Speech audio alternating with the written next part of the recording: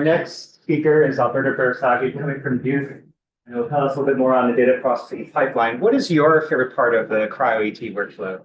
Or what is your favorite instrument? Either one. That's a hard one. I'll say particle picking. Particle picking. Oh, that's interesting. Okay, please, Alberto, take it away. All right. Bon appetit, everyone. So this we're going to be doing this session until 5 p.m. And so I'm going to give an introduction at the beginning, and then I'm going to also do like a wrap up at the end. And then in the middle, we're going to have some sessions. The people that are supposed to take the practical, you receive the agenda, so you know all about that. Okay, so just to get started, our lab at Duke, we work on a couple of different areas. One is trying to develop tools for to streamline data collection, and that's not only tomography but also single particle. So in collaboration with Mario Borgna at NIHS, we developed SmartScope, which is a project that is currently ongoing, mainly used for single particle these days. But that's one of the things that we are doing. We also, a few years back, we developed BISEC, which is this beam image shift tomography, which has been great in accelerating the speed at which we can get data, we can get to the series. But our main focus is actually doing data processing. So data processing, the workshop today is actually going to be about nextPYP, which is this tool that we released almost a year and a half ago. And then at the end of the afternoon, I'm going to be telling you a bit about some newer work that we've been doing with cellular pattern mining, which is actually incorporated into nextPYP. But the main topic of today's practical is nextPYP. So nextPYP is, the short definition is a scalable end-to-end platform for single particle Cryo-ET and Cryo-EM, although here I'm just going to talk about the single particle, the tomography part, not the single particle, but it can actually do both. So here are some of the main highlights about nextPYP that are different from other packages. First of all, is it has a portable, fully featured web-based interface, and that also has a command line interface depending on what camp you're in. Again, it's end-to-end, meaning that you can feed in your raw data, the frames as they come from the microscope, and you can get your structure at the end. So it covers all the steps in the pipeline. One thing that is actually I think is one of the, the key features of nextPYP is that it has a small storage footprint, meaning that you can run datasets through and you're not going to fill up your data storage, which for us was a really big pain. We were struggling with this, especially when you get large data sets, with hundreds or thousands of tomograms. This really becomes a problem. So the nextPYP was actually designed from the ground up, keeping that in mind. So, and hopefully through the practical today that we're going to be using our resources, we're not going to fill up those resources because of this feature. Then it has functions to do distributed processing, which makes it really scalable to large data sets. So even if you have hundreds of thousands or potentially millions of particles in 3D, you can still manage this if you have access to the right resources. And last but not least, it's free and open source. So it's on GitHub. All the code is open source. You can look at it. And it's licensed under a permissive license, meaning that you can pretty much do whatever you want with the code. Okay, so I do want to take 1 second to talk about the portability. And I think everybody understands how convenient these web-based applications are. And it's a big change from before. It just makes things so much easier because you can access from anywhere. You can be looking at your runs. You can be, you don't need to worry about having all these programs running. You just do everything through the web. So it's just the level of convenience is huge, and it just facilitates a lot these workflows. And one thing that we need to actually help with that is we built a lot of visualization tools into the website. So then you do most of the work inside the web browser. There are a few things that we're going to demonstrate later today where you actually need to download things and run in Chimera if you want to get more advanced features. But all the basic components are covered, and you can see them directly on the web browser without having to download or install any external software. So as I mentioned, this is an end-to-end pipeline, meaning that there's field frames coming in as they are collected from the microscope, and then we go through all these steps in data analysis, which I'm just going to go quickly through this, but essentially you need to align your frames, just like you do in single particle. Then you need to align your tilt series, estimate the CTF, reconstruct your tomograms. Then my favorite part, particle picking. That's number 3. And then after that comes the refinement. And the refinement, I'm not going to go into the details because there's many components that are implemented in PYP to help you convert that data into structures. So there's different levels of refinement. There's also tools to analyze heterogeneity. And then at the very end, there's tools to actually go back to your frame data and be able to squeeze a bit more resolution out of your 3D structures.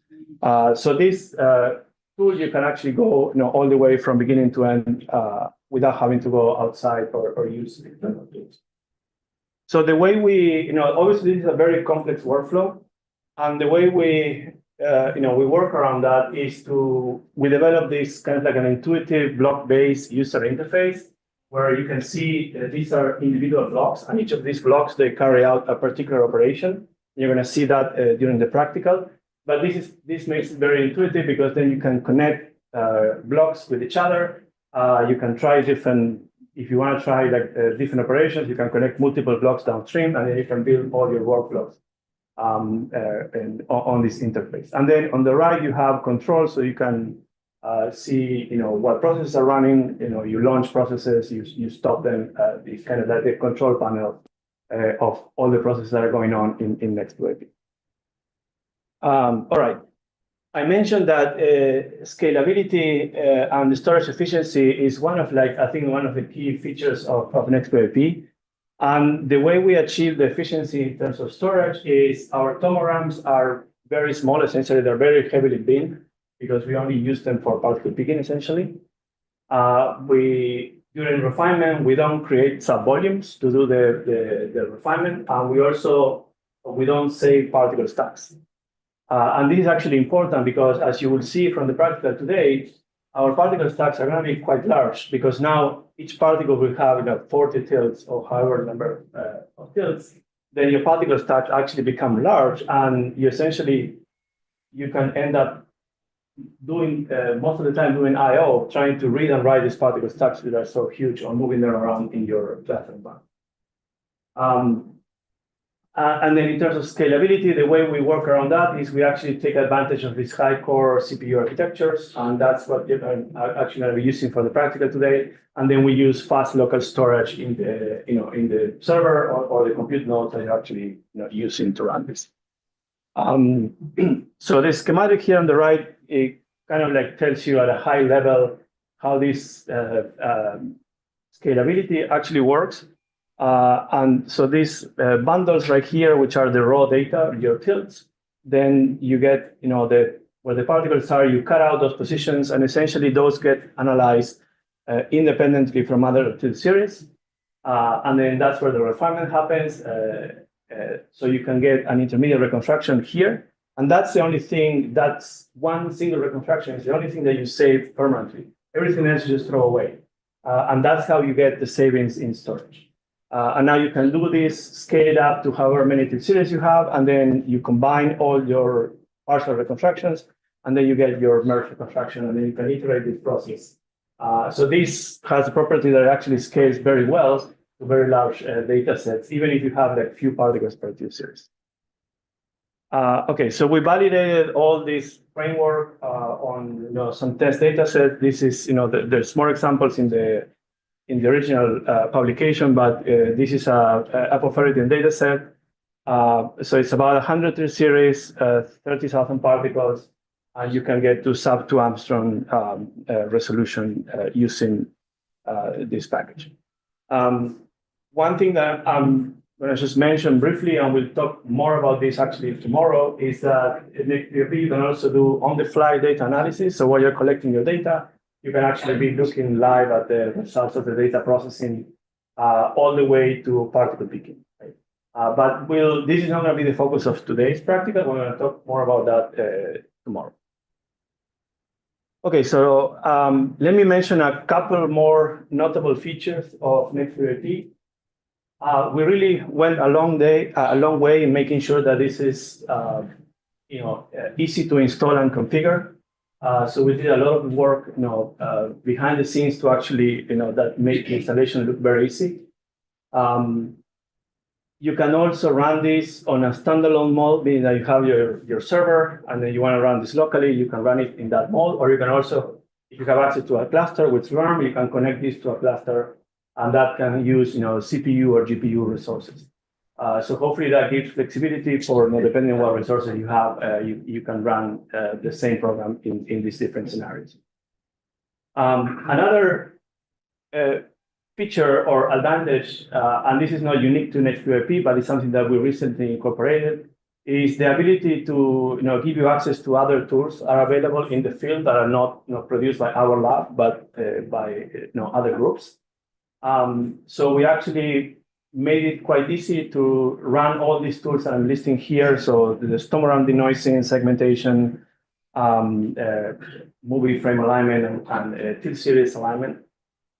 So if you ever use these tools before, installing each one of them, it can be painful. So these come all pre-packaged for you. You don't need to worry about your NVIDIA driver, any of your libraries, your Python environment. It will just work out of the box. So that hopefully is going to facilitate, it's going to make it easier for people to actually use these tools, which are actually quite hard to even set up. Then you need to make sure they can use them properly. But that's another feature.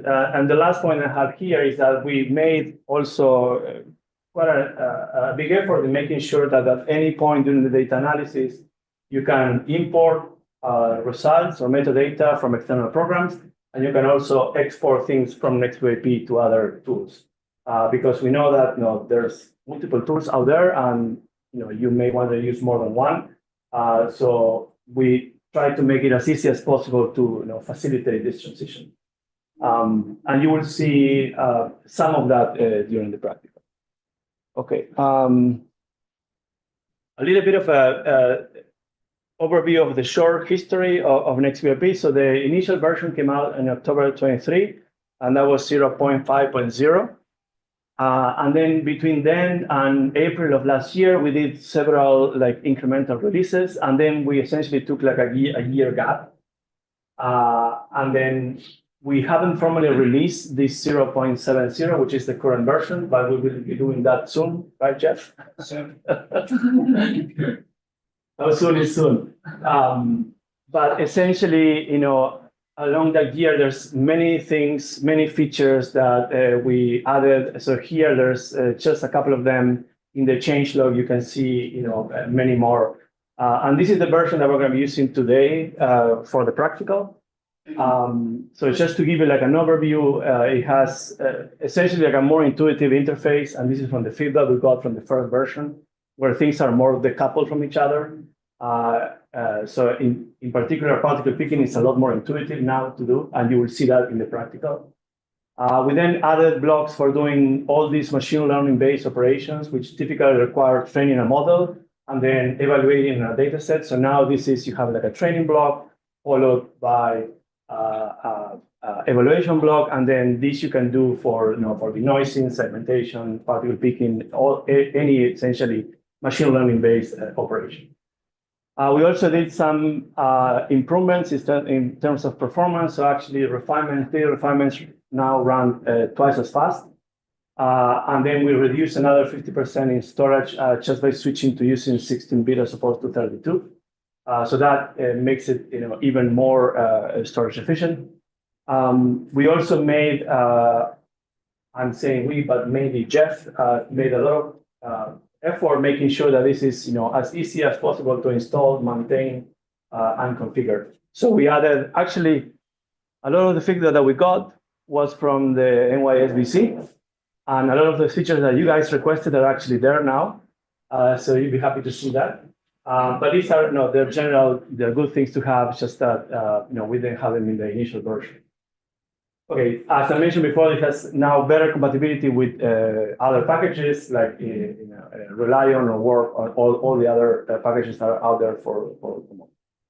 And last but not least, we updated the docs. So you see that there's a lot more information, a lot more material that hopefully will make it easier for you guys to use this tool. Okay, so that's my very high level overview. And now I want to get into into what you guys are going to be doing today and some tomorrow morning. So first of all, as you know, you all have access to these instances of nextPYP that are running back at Duke. So I just want to acknowledge that the Duke OIT, which made this possible, and then all the research sponsors, which are actually providing for all this hardware so that it's available for you guys to use. I want to introduce to the team. So Jeff, I already mentioned a couple of times. So he's one of I'd say the main developer of everything that you actually see on nextPYP, not necessarily what's going on in the terms of data processing. And then there's Abby. Abby is going to be running the practical, so you'll see her for 3 hours guiding. And then Laura is also another PhD student in my lab, and she's going to be talking about the live processing tomorrow morning on the second part. There's also other people that have contributed to nextPYP throughout the years, and those were acknowledged there. Okay, so everybody that signed up for this should have access to an instance of nextPYP, and this is running back in Durham in the Duke's data center. You will just be looking at your web browser here, but everything, all the calculations and everything is going to be going on down there. Just so you know, each of you will have access to 372 cores. That's essentially 3 AMD servers, if you're curious. And then in terms of the memory, and this is something that, these are guidelines. If you're trying to design a system to run the software, this can be useful for that. So in terms of memory, there's about 4 gigabytes per core. So you can do the multiplication and you can figure out how much RAM you need. And there's about 45 gigabytes of local solid state drives in this computer. For the practical, we're not going to be using GPUs, although there are many. If you're using our Tomo, for example, or Motion Core, you need to use GPU, but we're not going to demonstrate that because we don't have as many GPUs, and actually things on the CPU run faster once you have 3 servers. But you can experiment with that because these instances are going to be up until Sunday evening. So if you want to go and try Motion Core or our Tomo using the GPU, you can do that during this week. Maybe I wouldn't try it during the practical because that may derail things a little bit. So we're going to be actually covering quite a bit of ground in this workflow from beginning to end, but there is one single step that takes essentially too long to be run here live. But everything else we're going to be able to run so you can actually see things live. And again, as I mentioned before, this will be up until Sunday evening. Okay, so we're going to be using 3 data sets, and these data sets are kind of like toy data sets that we, essentially are only 3 tilt series for each of the data sets. So we're going to use the mature HID one guy, which is Empire 10164. If you are in this field of tomography, you probably saw this data set before. So these are essentially these BLPs, and then the idea is to get a structure of the immature GAG protein on those BLPs. Then just to give more relevant examples, we're going to look at Empire 10499, which are like whole bacterial cells. And then the third data set is this is field mill mammalian cells, and that's Empire 10987. Now, since everybody's going to be using our instances, this data is all preloaded for you. You don't need to worry about it. But if you wanted to run this on your own, there are instructions on the document that I share with everybody on how to actually do that. Okay, so I want to set clear expectations for the practical. So mainly there's going to be 2 goals. So one goal is for you to actually see the kind of operations that you can actually do using this tool. And the other goal would be to get to to a structure of the capsid protein in HIV from this data set, Empire 10B16. Just to give you a little bit of a perspective, so this data set was published by John Brick's group in 2016, a while back in Science. And they had 43 TIL series, which at the time was quite a large number of TIL series. And from 64,000 particles, they were able to get to 3.9 angstrom resolution. That was the original report. Later on, they improved the methods and they were able to get lower resolution. So what we're going to do today is during the practical, we're going to use like a tiny subset of those TIL series. So it's just 3 TIL series. And that's going to be enough to get us about 5,000 particles. And we're going to try to get it to a similar resolution to what the initial study was able to do. The reason we're using 3 is because we have 14 people. We need to have enough resources for everybody to be able to run through all these steps. But that's the goal. So hopefully at the end of today, by 5:30 p.m., everybody will be able to go from raw frames from TIL series to a 3.9 angstrom resolution of the HIV-1 GAG protein, including all the steps in between. Right, Abby? Yes.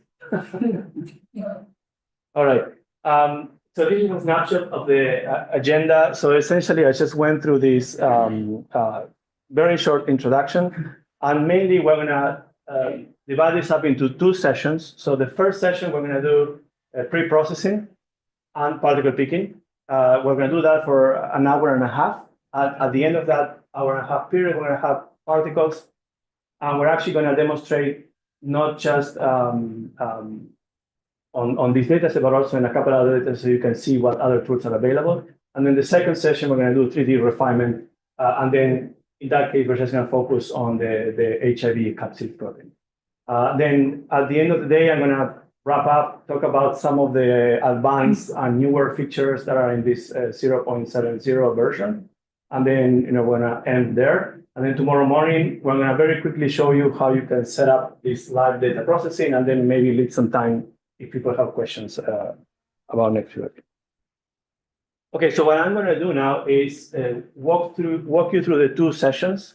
And then you can find your way around using these titles on the top. So the first session is going to be about pre-processing. So pre-processing essentially has these 4 components. So movie frame alignment, TIL series alignment, CTF determination, and tumor reconstruction. And here you can see some of the options that are available in nextPYP that you can use. We're not going to be able to demonstrate everything today, but we are going to go through quite a few of them. So we'll use the ones that are underlined in here. And then the other ones you can play around on your own time if you want. But this is what the plan is going to be for the pre-process. Now, the way this works in nextPYP is when we have this pre-processing block, which is highlighted in blue. And that seems like a pretty simple representation for doing all of those operations. But the way this works is you have this menu here, and then you can go and edit the settings, and then that opens up all these parameters for each of the steps during pre-processing. So in this case, you're seeing CTF estimations. So they give you access to all the parameters you need to change for CTF estimation. If you go to the frame alignment tab, you'll be able to choose, you want to use motion core, you want to use blur, and the same if you go to TIL series alignment. It could be parameters related to TIL series alignment. So this is how actually things are structured in the software to make it, try to simplify as much as we can because it's a very complex workflow. So we don't want to have too many blocks, but then also to make it, easy to understand and to keep track of things. Okay, so particle picking, again, nextPYP provides a wide range of tools for particle picking, and those are all listed here. So there's geometry-based particle picking, which you're going to see that. Size-based, generally you just pick particles based on their size. We have methods that are based on neural networks that you need to train and then run on your tomograms. There's also manual picking, which is actually can work very effectively. And it's important to say that nextPYP makes it actually quite easy to go through hundreds of tomograms and that you can just go and pick particles manually. So it's also useful for that. And many projects, that's what you need to do. So The software is, makes it actually quite easy to do that. And you will see that during the practical. You can also import coordinates from outside. If you rather pick your particles using some other tool, or you have them, from another project, you can import them into nextPYP. And then we recently added also template search, which we didn't have before, but that's now a part of 0.70, and that runs on the GPU, and it uses the Python matchpick package. Okay, so after particle picking, actually in particle picking, Yeah, sorry, I skipped that part. So again, we're not going to demonstrate everything, but we're going to demonstrate most of it quickly, but you will see how each of these actually work. Template search we won't do because it takes too long. So and it runs on the GPU. So you can do that. You can try that at some other time. Okay, so again, for particle picking, we have a dedicated block for particle picking, and it works the same way. You have a menu where you can actually select what your particle picking method is going to be, right? So we're going to use size-based, you want to import coordinates, do manual picking, variance, which we're going to use to actually pick these DLPs from the TIL series, or template search. So this is how the software is actually structured to access all this functionality. I do want to spend a minute on this geometry-based particle picking, because this is kind of like a more complex workflow for particle picking. And it actually has 3 steps. So the first step, you actually need to detect the center of this variance in 3D, and also not just the center, but also the radius. So there is a particle picking method that allows you to localize the center of the variance and then come up with an estimate of the radius. After you know where the variants are, then you need to segment them in 3D, right? So that's the second step. This is the variance segmentation. And then once you have the surface of your variance, you can you search for particles on the surface. So it's kind of like a constrained particle picking to your surface. You can do that in a couple of different ways. Even, if you have a template, you can do like a template search, but only around your surface. Or if you're looking at, for example, here, this is actually not HIV, this is another virus, but it looks similar. It's also immature cat protein. And if your protein is like everywhere because it's the capsid protein, then you just drop points at random uniformly on the surface. And that's the one that you're gonna see today. Okay, and just so you know how this looks like in the program, we actually have 3 blocks corresponding to these 3 steps. So first, we're refining the variance centers. That's step number 1, using the particle picking block. After that, we're gonna feed that into the segmentation block. And then after that, we're gonna do either the template search or the uniform picking on these surfaces that we segmented in step number 2. The bottom line is that at the end of this process, you're actually going to have particles, right? Which is what you need in order to move to 3D refinement. All right. The second session, so we're going to spend an hour and a half doing all of that. The second session, another hour and a half, we're going to do 3D refinement.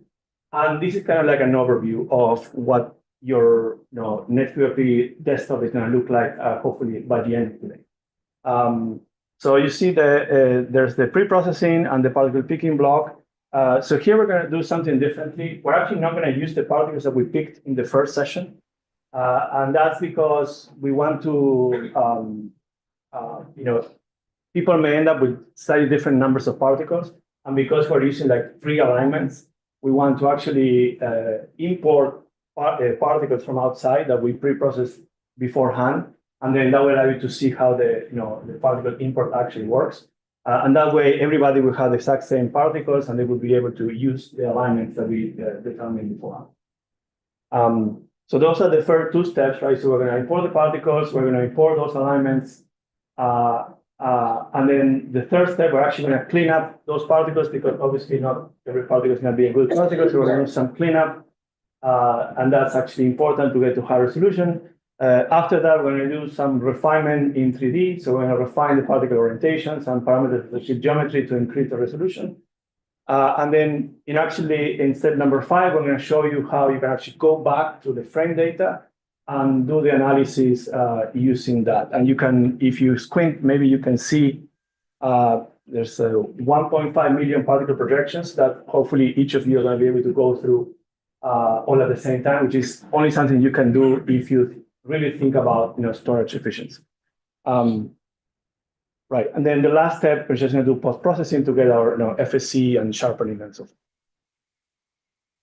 Okay, so now I'm going to go through the 5 steps, and I'm trying to get done before 1 so we can get back on track.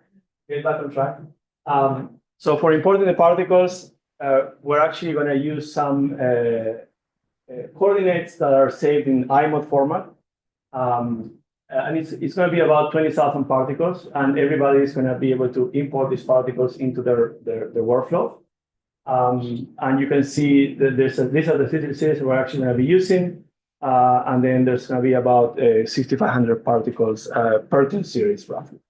And you will see how the import of particles of particle coordinates actually works in nextPYP.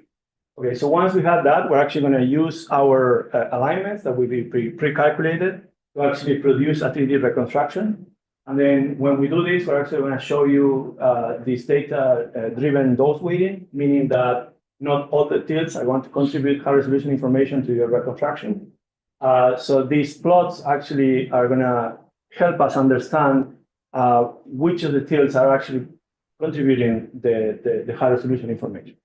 So here you can see the order of acquisition. So this is data was acquired using the Hagen scheme, those symmetric. So you can see that the first exposures are the ones that have a higher score because there's less radiation damage, and also the sample is flat, so it's thinner essentially. And then as you go to the higher tilts, these values start to drop, meaning that those tilts actually have a lower correlation with your 3D reference. And essentially, we're going to use that curve that we measure internally to actually weight the contribution of the different frames. So if you've never seen this plot on the right, essentially each of these bands is one tilt, right? And then the x-axis is frequency. So that means that at high frequency, which is here, only the first 3 frames are going to contribute the bulk of the data. And those are the ones that contribute the high resolution information. And then all the other frames are only going to contribute in low resolution, which is this part of the spectrum. I'm not going into the details of how this works because there would be like too many things to talk about. But this is just so so you get an idea, and then you can go back and look at the details. Okay, so step number 3 is going to be this particle filtering. Essentially, if we look at this, the score for every particle, we'll see kind of like this bimodal distribution that separates the particles that are actually well aligned to the reference and the ones that are not so well aligned. So these are illustrated here. So the ones in green are the ones that are the higher score ones. We're going to be able to put a cutoff in there, and then from this point onwards, we're only going to use the good set of particles, and we're going to leave everything else behind. And that's going to help us also, making the calculations faster. Okay, so step number 4, this is where the 3D refinement is going to happen. Essentially, we're going to be doing 3 different things. So first, we're going to be refining the orientation of these particles using, the 2D data plus the constraints coming from the tip geometry. We're also going to be adjusting the parameters of the tilt geometry, meaning the tilt angle and the tilt axis of each of our projections. And again, using the particle data, not using the fiducials, which is what we do at the beginning. And that's going to help us get to high resolution. And then we're also going to demonstrate essentially those 2 same things, but when you break up your tomogram into smaller regions to be able to account for small deformations that happen during data acquisition, and that will also allow us to get slightly higher resolution. Okay, so the last step in data processing is if you look at this schematic, you see that these tilts that we have here, they essentially have multiple frames, right? So each of your tilts is going to have in this schematic has 3 frames. The data that we're using has essentially 8 frames per tilt. So I just did some quick calculations here. So as I mentioned, if you have 5,000 particles, right, and then each particle you have 41 tilts, and each tilt has 8 frames. That's about 328 frame projections per particle. And that's actually how many bands you see on this plot right here. So now the red is the first tilt, and then you have 8 frames in that tilt, and so forth. But at the end of the day, once you do the math, you're going to end up with 1.4 million particle projections that we're going to be putting together in 3D to produce a structure, right? And hopefully that will break our storage, especially when you multiply that by 14 or 15. But we'll see how that goes. Okay, so the last step is just going to be post-processing, where you get your FSC plots corrected for the mask, and then you can actually visualize this within the user interface to get quick feedback on what your map quality is looking like. Okay, so just going back, the second session on 3D refinement, what I added here is kind of like to give you an idea how long each step is going to be. So depending on the step, there's going to be 2 steps, 4 and 5, that are going to take most of the time, so 20 minutes each. So Avi is going to try to keep it interesting while things are running. Hopefully that goes well. But by the end of today, we should be able to go through this entire, these 2 sessions and be able to get essentially from 3 rotating series from Empire 164 to our 3.9 Armstrong structure of the immature GAG prototype. All right. So I'm almost done. Okay, so Abby is going to be using some instructions. She didn't memorize everything, and she's going to have the instructions on the screen, but you can also access them on your own machine. And the way you do this is once you access your instance, you go to the help. That will take you to the documentation, and then in the documentation, you go to the tutorial section. And then the last 2 items are so day 1, which is today, and day 2, which is what we're going to use tomorrow for the live demo. So this way you can, if you get lost or if you want to look at your own pace of the instructions, you can actually see everything is there. Everything there. Okay. Any questions? Yes. Is everybody who is participating practical on nextPYP, like before we start? Yeah, no problem. Is anybody not able to access? Yeah, that's everybody. Yeah. Okay, so then we should be good to go.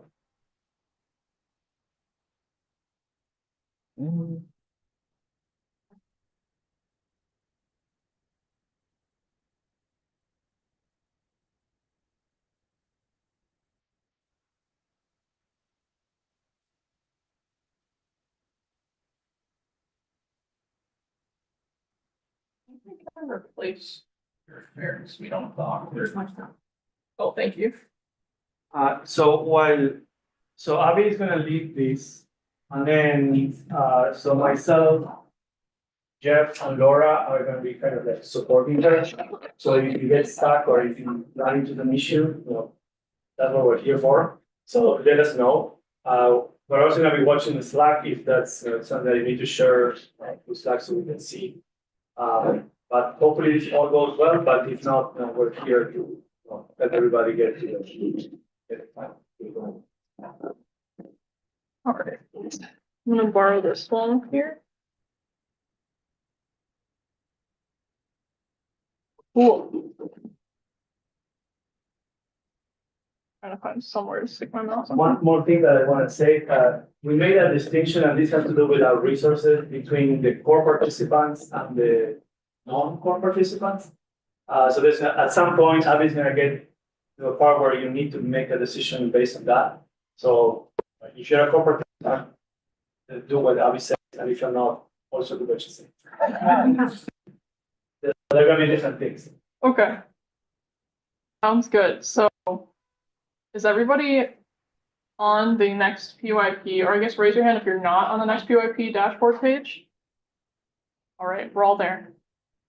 Are you not there? Okay.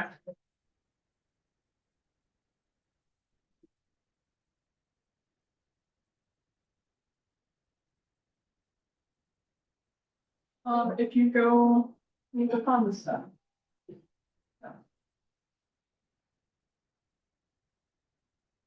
If you go to Slack, there should be a link. There should be a link.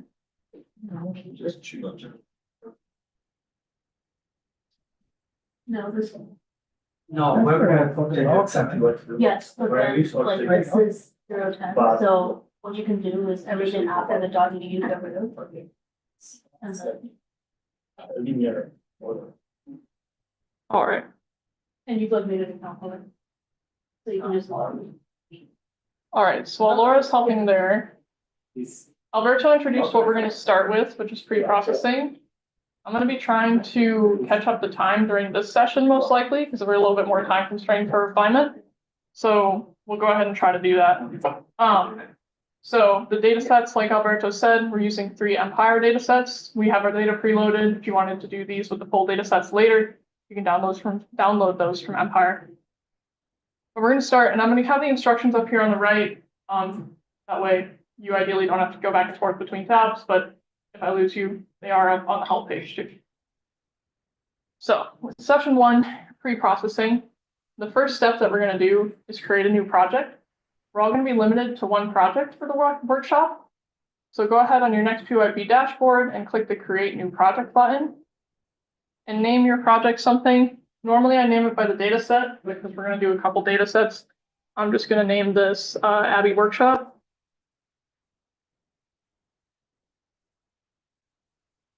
And once you've got that created, you should see it populate on the dashboard. And it'll be highlighted in blue. If it's not, you can just click it and it'll highlight it in blue. And then go ahead and click the Open button. That should bring you to your nextPYP project page. You can see here's the dashboard, and this up here indicates that you're on your project page. So the first thing we're going to do is import our data for our immature gag protein. So the first step is to click the Import Data button. You'll see a menu pop up with different types of data we can import. And we're going to select tomography from raw data, which is the top option under tomography. After we click that, we see a menu pop up where we can enter our parameters. The things we're going to need to change here is on our raw data tab. Click the search icon to open the file directory. You can click into nextPYP-workshop 10164. And now once we're in here, you can see all the 10164 files. We're going to go down to this filter box at the bottom. And you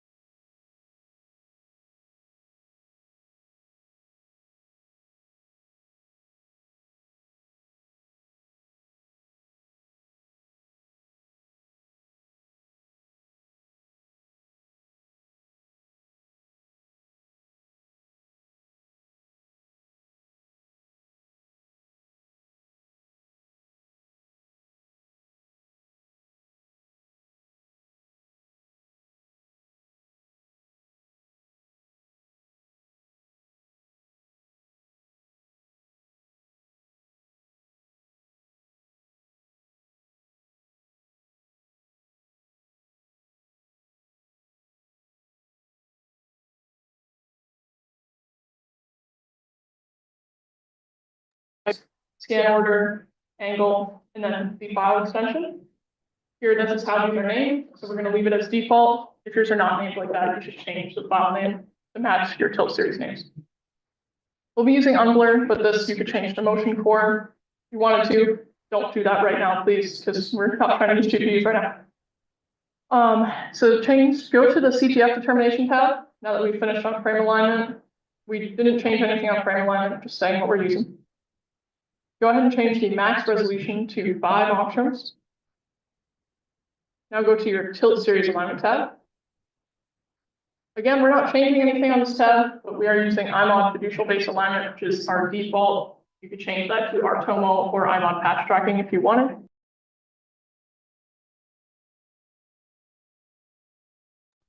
Oh, thank you. I probably accidentally hit that. Going to the tomogram reconstruction tab. Again, we're leaving this at default for this tilt series data set, but we're using IMOD as our reconstruction method. Again, you could use our TOMO, other variations on RMOD. Now we're going to change things in our resources tab. So click to our resources, and we're going to change the threads per task to 41, and the memory per task to 164, which is just 4 times the threads. Now that we've done that, we can click save, and we can click run, and start run for 1 block. And we can see in our jobs panel, we have run 0, which is where we imported our data. And we have run 1, where we're now doing our pre-processing. You can tell we're a lab of computer scientists when we start counting at 0. But here we go. So things that are going to be interesting on this project page. Oh, sorry, I'll leave this up in case anyone's behind. One useful thing is as the job is running, you can watch the logs live.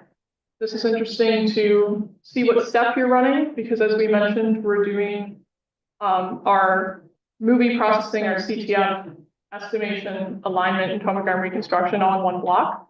So as soon as the split logs pop up, we'll be able to watch that.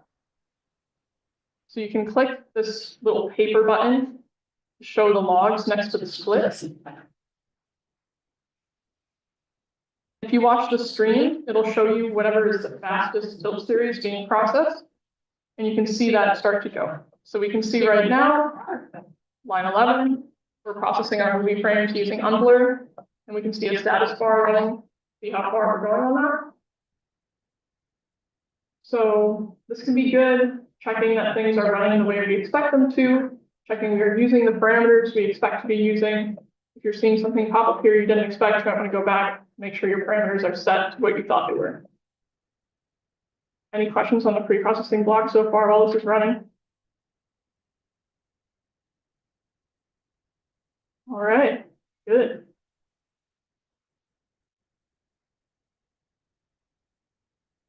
All right. We're almost done with unblur.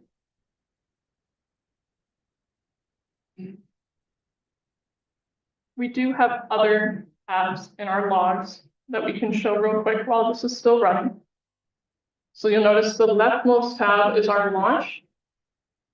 And this is going to give you information about the launch of your job. So the command, some console input.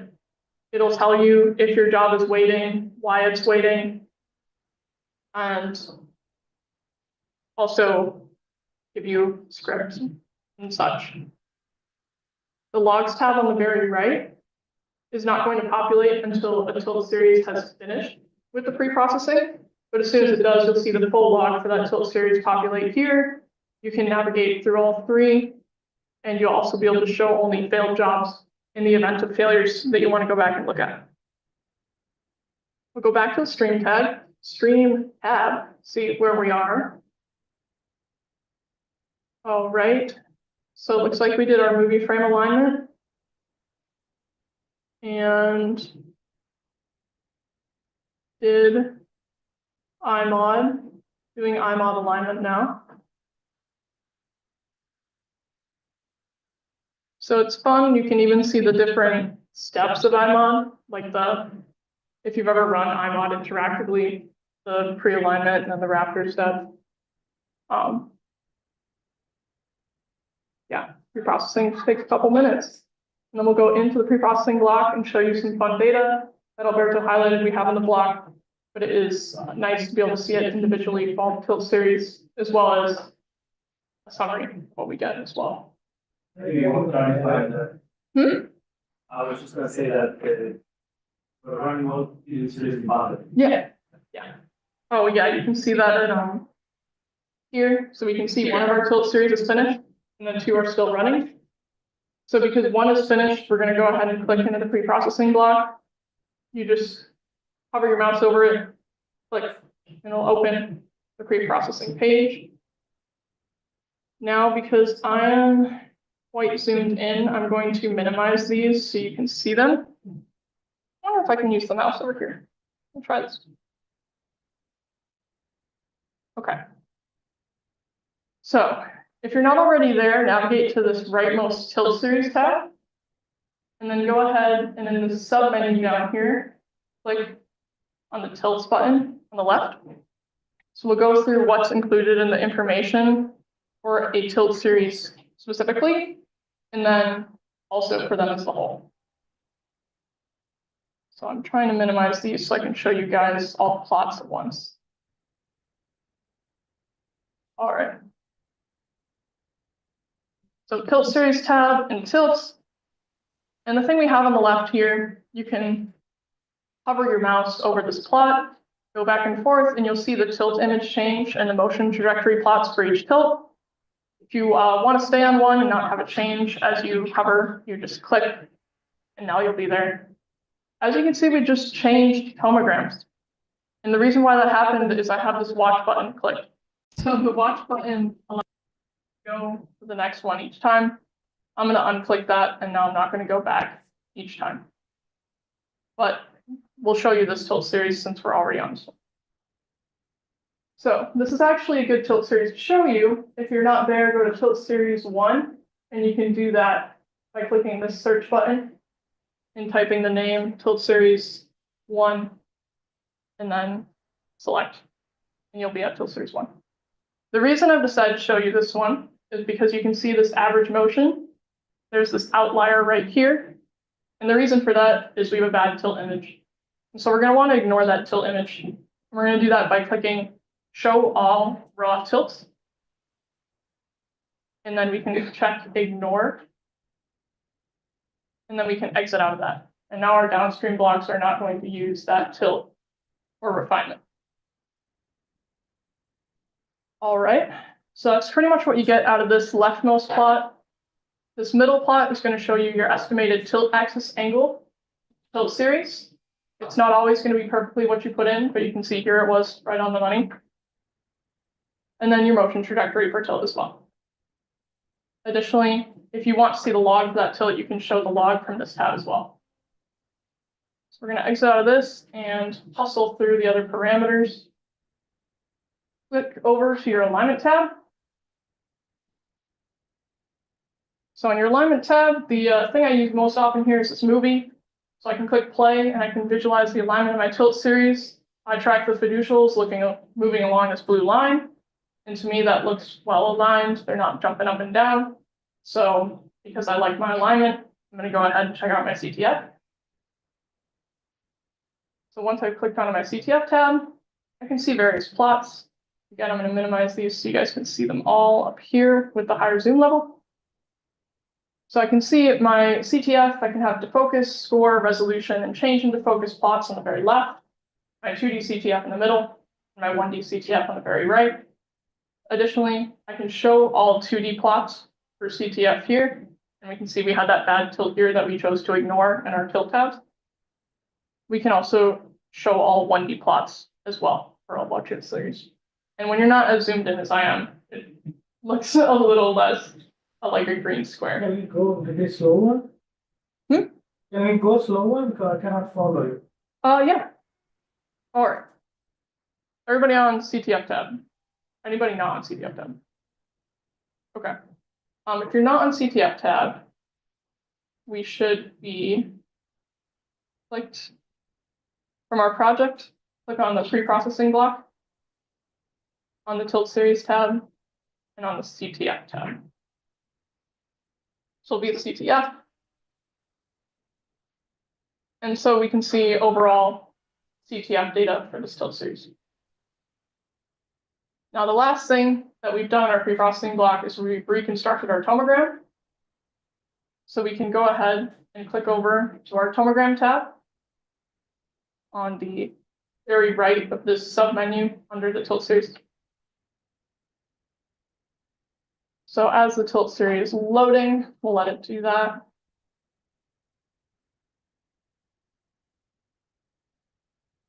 All right, that took a little longer than normal, but there we go.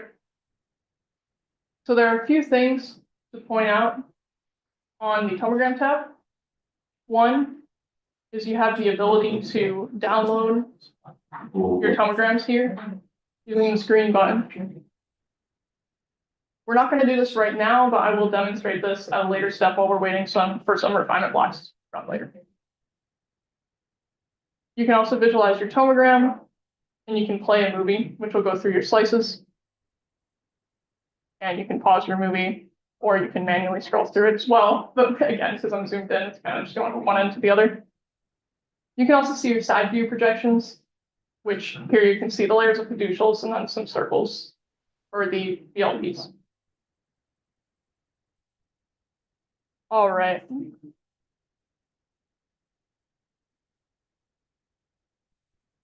So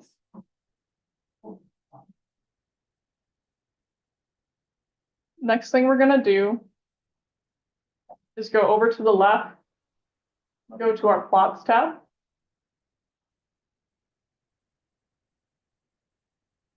On the plots tab, you can see a summary of the data for all of your tilt series.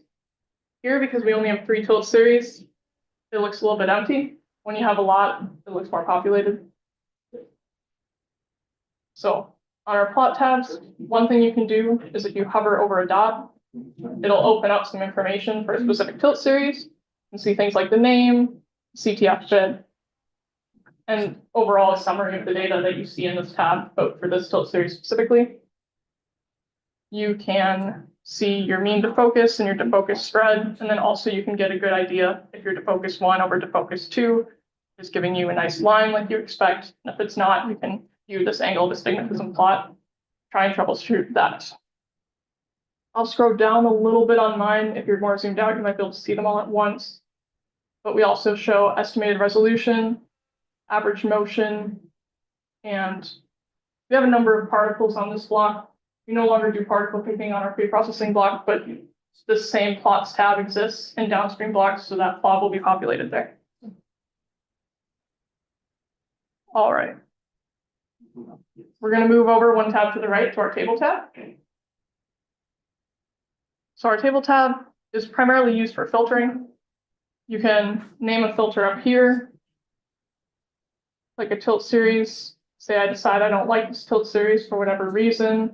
Maybe I don't see any of my particles in here. Maybe my CTF is bad. So I'll scroll up and I'll decide I want to exclude that. So I can either click this button or hit the letter X. And then once I've done that, I will save my filter.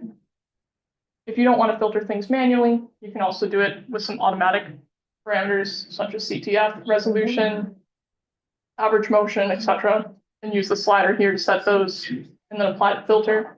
Here you'll still need to name and save the filter as well. Yes. I'm curious in terms of when you're doing batches at a time, would it be everything, like you can put all tilt series that were like collect the exact same settings, or do you usually split it up by like lamella, or can you do multiple collection settings in one?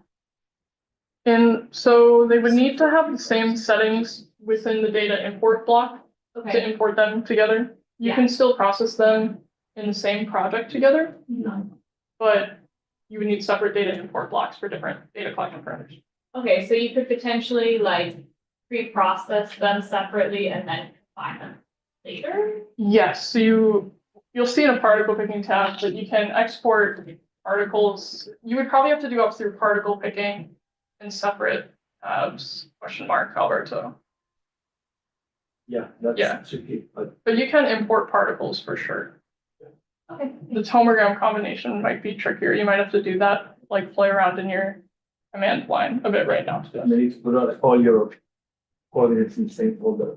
Yeah, We don't have a lot of sophisticated tools for merging different data sets.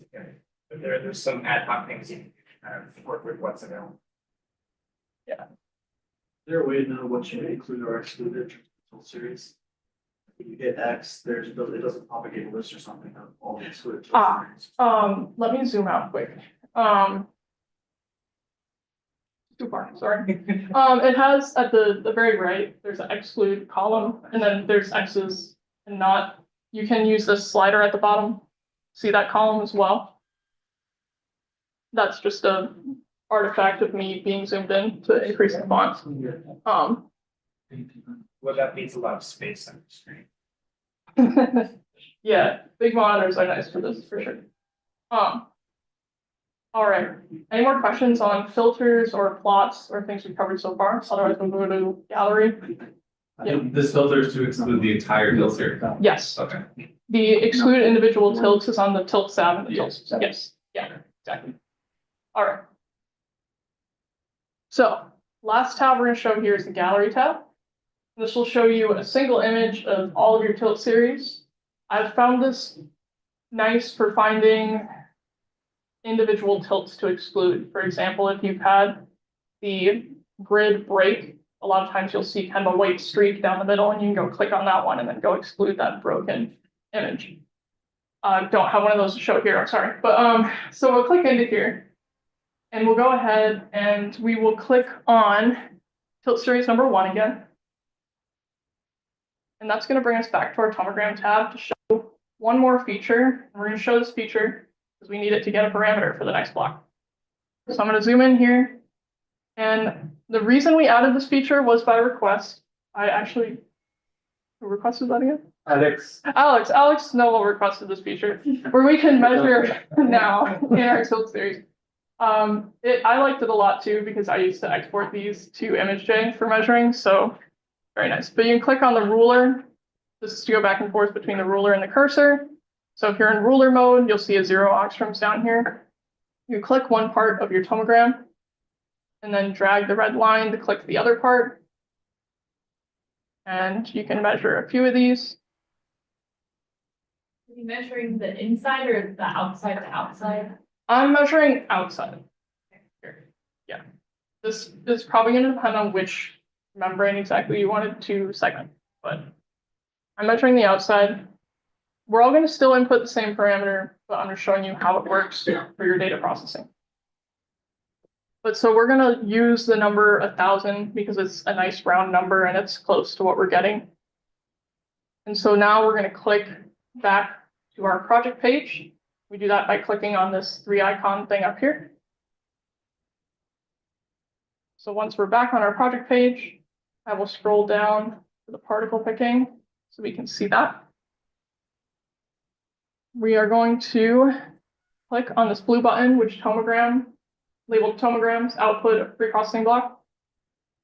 We are going to click particle picking, third option down.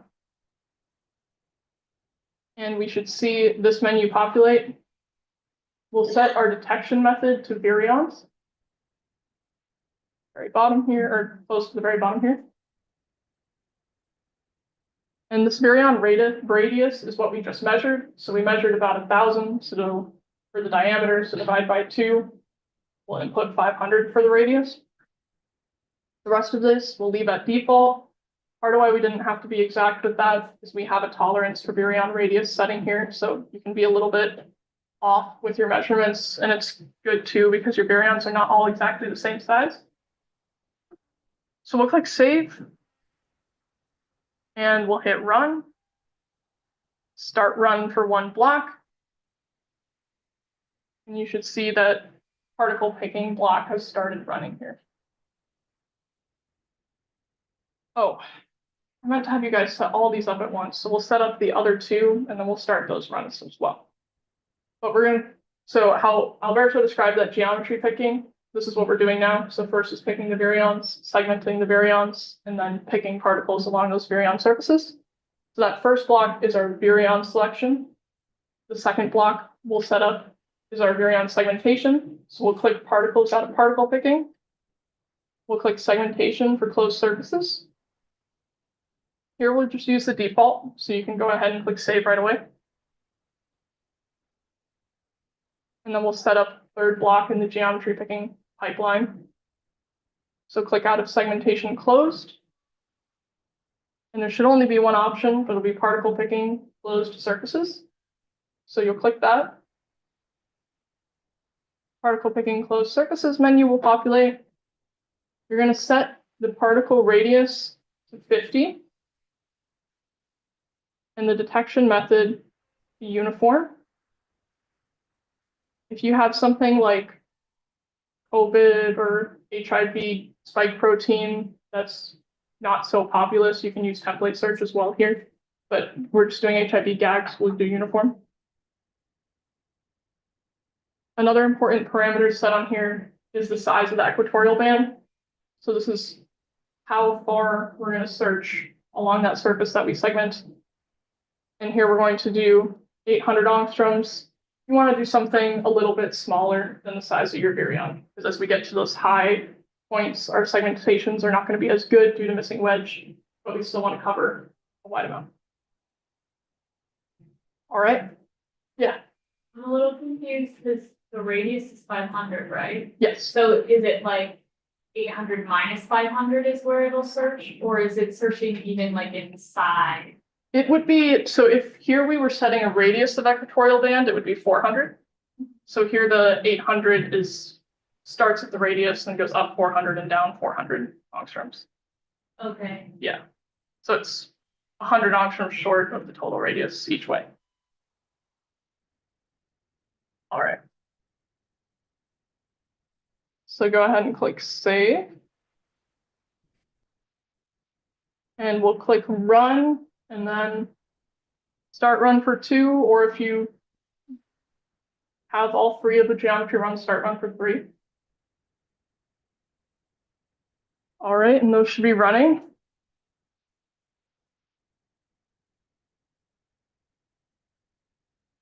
So we can follow the status of those runs in the jobs panel. And with every other run, we can see one block in the run because we only made one block and then started the run with one block in it. With this, you can see 2 blocks in your run panel. So they will run sequentially. The website will also create an order that makes sense. So because our particle picking closed surface block is dependent on our segmentation, we'll do the segmentation block first and then do this block. That way it doesn't get you any weird errors. We'll click on our split CPU tab just to see the logs of our segmentation. And see that it's going to retrieve the files and then start running.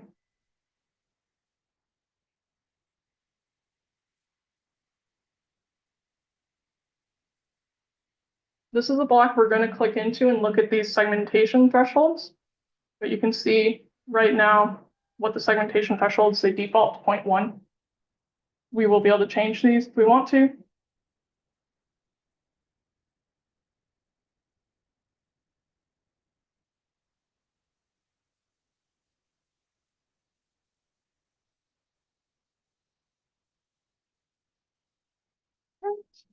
Running. Going to exit out of here in case any have finished that we can look at. Oh, not yet. Okay. If anybody does fall behind, please feel free to raise your hand too, and Alberto, Laura, or Jeff will help to catch you up as well.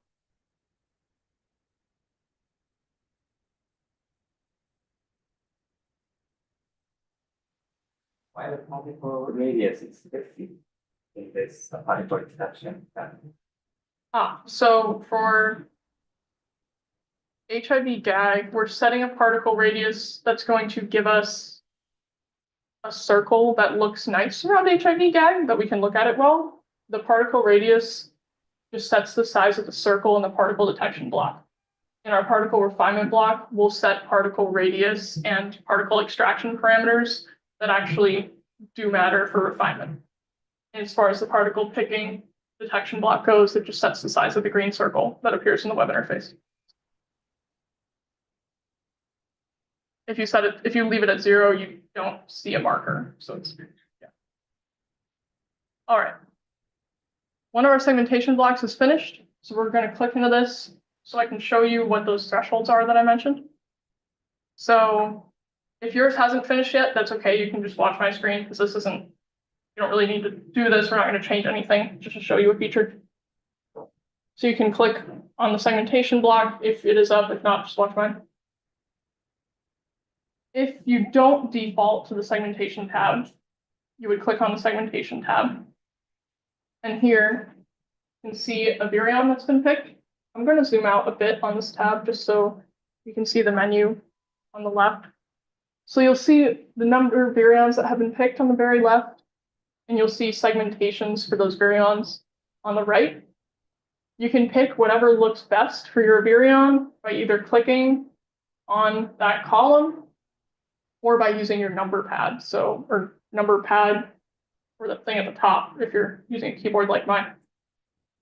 If you don't like any of the thresholds, or you find it's a false pick, not a VLP at all, you can click 9 or click on this end column to exclude it from downstream processing. For the purpose of processing these 3 tilt series, we're not going to exclude any of them or change the defaults, but it is something you can do if you do want to. Yes. And ideally, you're trying to trace the membrane, right? Yes, exactly. So would the ideal one, I don't know much about viruses, would Oh, it be good. that inner ring that you're trying to trace, or would it be like in between the 2-layer where it's a little lighter? So it depends on what you're trying to find. For the case of the HIV gag protein, we don't particularly care because we're going to do uniform picking, and then we're going to extract a large box size around it. So Okay. even if our point's a little bit off, we can shift it. If you're doing template search, it matters more. You want to be consistent with how your template is shaped. So say you have a spike, you want to make sure that the segmentation is on the outside of your membrane, so the spike's in the right spot. If you have a spike with some membrane, it could be more in the middle or towards the bottom. And So you'd want the segmentation to be just under or above whatever you're trying to crop out. yes, for template search, because the template will get popped right on top of the segmentation. Yes. Okay. Any other questions on segmentation or geometrically constrained particle picking? Cool. All right. We'll click back to the project page if you followed me into this block. If not, that's okay. All right. And as for me, my blocks have actually finished my split and they're just finishing up the merge task right now. I'm going to click into my particle picking block. Again, if yours is not finished, you can just watch up here because we're just visualizing our results. We're not going to do anything here. So we'll click onto this block and our tomogram will load. And we can see we have in green, our particles have been detected. We are still detecting gag. Here you'll see it's named spikes. If you can read that at the bottom or on your screen. You can toggle on and off your proteins and as well your virions. And you can also slide your slices of your tomogram and see your particles on each slice. This toggle on off is especially useful when you are doing template search to see if your points were in the right spot. For HIV gag, we'd like to see that it's following the rough shape of our VLP. Right, so we're going to click again back to our project page. And now we've finished our pre-processing and particle picking bit for the Empire 10164 dataset. Any questions on that before we go into workflows? All right. Are people caught up? Yeah. If the particles are not completely spherical, Mhm. I mean, we'll choose another method for the PT period on time. If they're not completely spherical, this is, oh, if the virion particles are not Yeah. spherical. The more spherical, the better for this detection method. There's a little bit of leeway. I would say give it a shot. And if it's not working well for you, then you might need to use PyTom or a different method that we have. Yeah. All right. So I'm going to scroll down to the workflow now. So the workflows are for two reasons. One, so we can show you the workflows in nextPYP. Two, so we can show you some of our other pre-processing methods without losing people. We'll just set up the block and then go click into what it looks like. All right, so to do this, we're going to import workflow.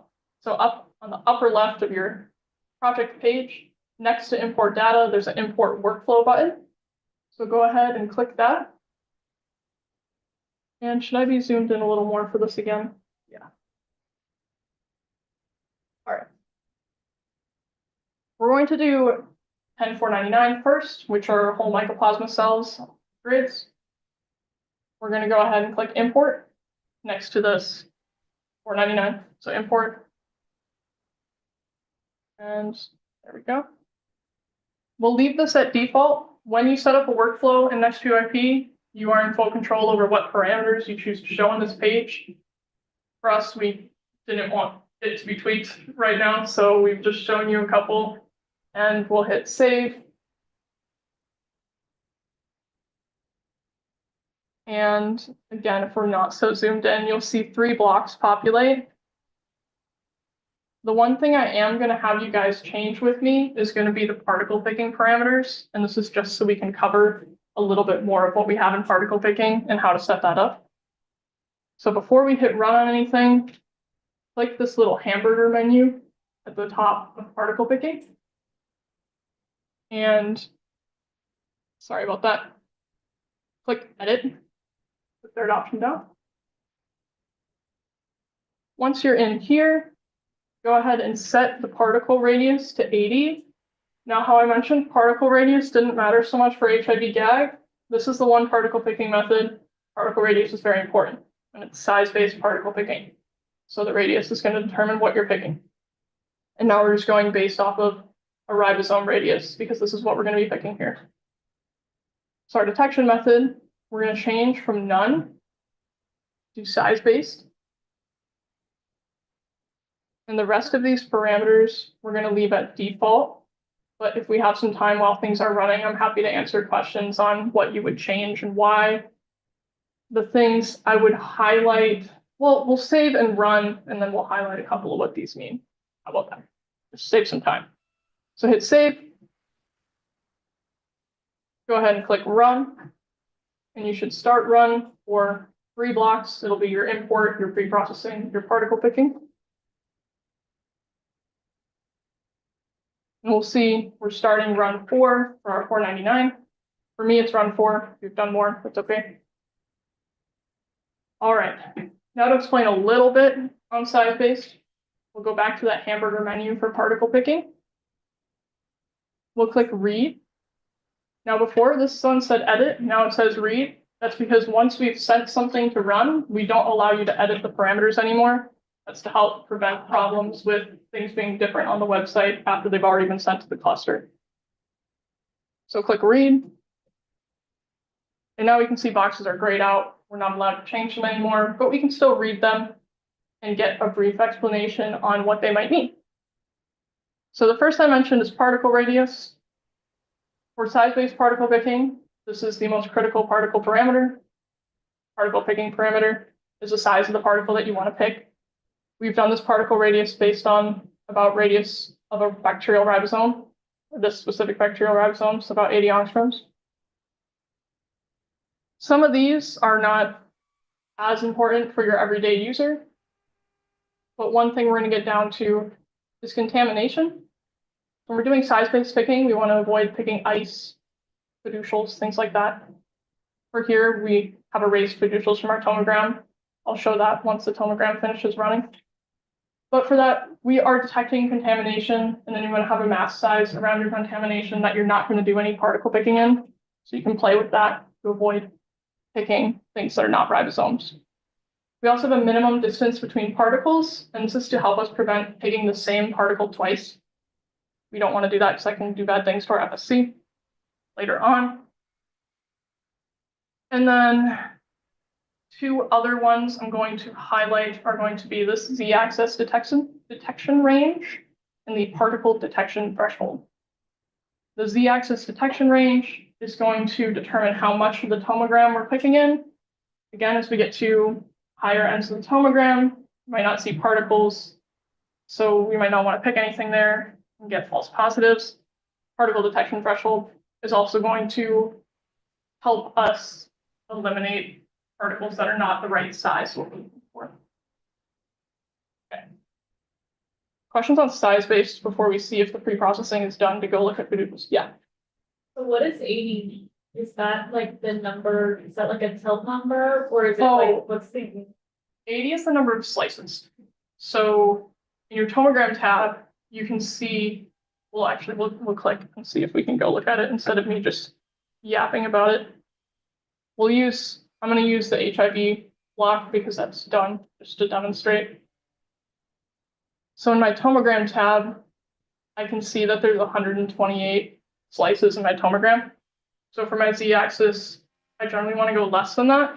Exactly how much less, you probably have to play around a little bit with. We're giving you parameters that we have optimized for this data set. But And it starts from like the negative tilt angle, or does it start? it starts from the middle. So they're Okay. going to be slices around the middle. Yeah. All right. Okay, well, this is running. I'm also going to show you what parameters we changed in the pre-processing and the workflow that have kind of been hidden from you for the purpose of speed. What time are we? Okay. I think we can finish by 2:15. We'll see.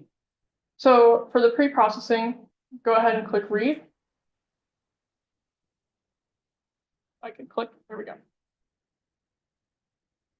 All right, for 499, we also left the frame alignment tab at default. There was nothing to change. Frame pattern's the same. We're also using unblur. The CTF determination, we changed the max resolution to 8. A general trend is as your samples get thicker, noisier, we tend to decrease the resolution, increase this number. So we had 5 for our HIV, we had 8 for this bacteria, and then for our lamella, we're going to have 12, I think it is, but we'll see when we get there. All right, tilt series alignment. Here, we're not reshaping our tilt images into squares. That, I think, is more important in lamella. Maybe that way you can see the whole sample, because lamella are more of a rectangular. Sorry, one second. Okay. But here we're using fiducial-based alignment again, because they did add fiducials into the sample. One key way we're going to differentiate from the one we did before is before we did not erase fiducials. Now we are erasing them. We have a couple reasons for that. One is to show you both ways. Another is with the HIV gag protein. The fiducials are not in the way of our particle picking as much or our refinement. When you have fiducials scattering above your bacteria, you don't want them in the way of your ribosomes and your particle picking, especially when you're doing size-based. So that is the reason for erasing them here. So we'll exit out of here and hope we have a tomogram. Yay, we have a tomogram. Okay, at least I have a tomogram. So I'm going to click on this pre-processing block. Again, you can follow me if it's done. If it's not, that's okay. So I'll click on the pre-processing tab, and you will see this tomogram load in a moment. It is usually faster than this. All right, there we go.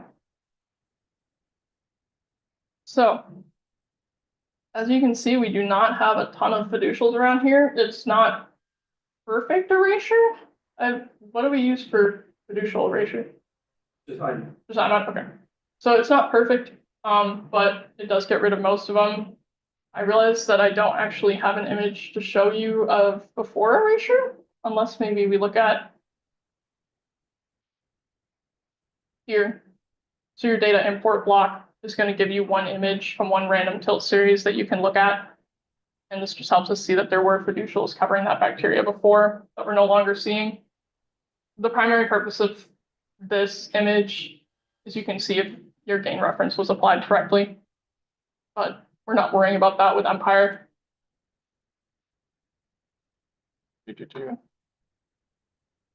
All right, so we'll click back into here. We'll see if I can show you the same bacteria that I just showed you there. It's not that many of these to look at. Actually, gallery tab would be great. So it's this one.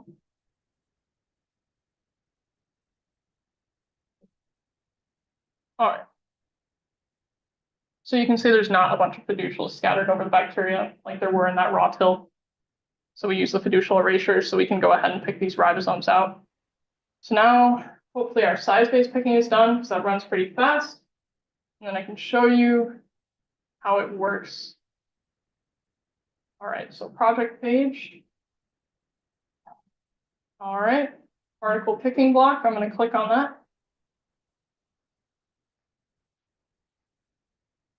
And I'm going to wait for it to load. Go. And I'm going to go to this end and then just hit play on, we'll go slow. I just changed the speed of the movie here, which you can do. It's nice when you don't want to manually slide through them. But you can see we're picking mostly in our bacteria. It's size-based, so we expect to get a little bit of stuff that might not be a ribosome, but it's about the same size. But we do get nice solid picking throughout our bacteria. Right, I'm going to click back to my project page.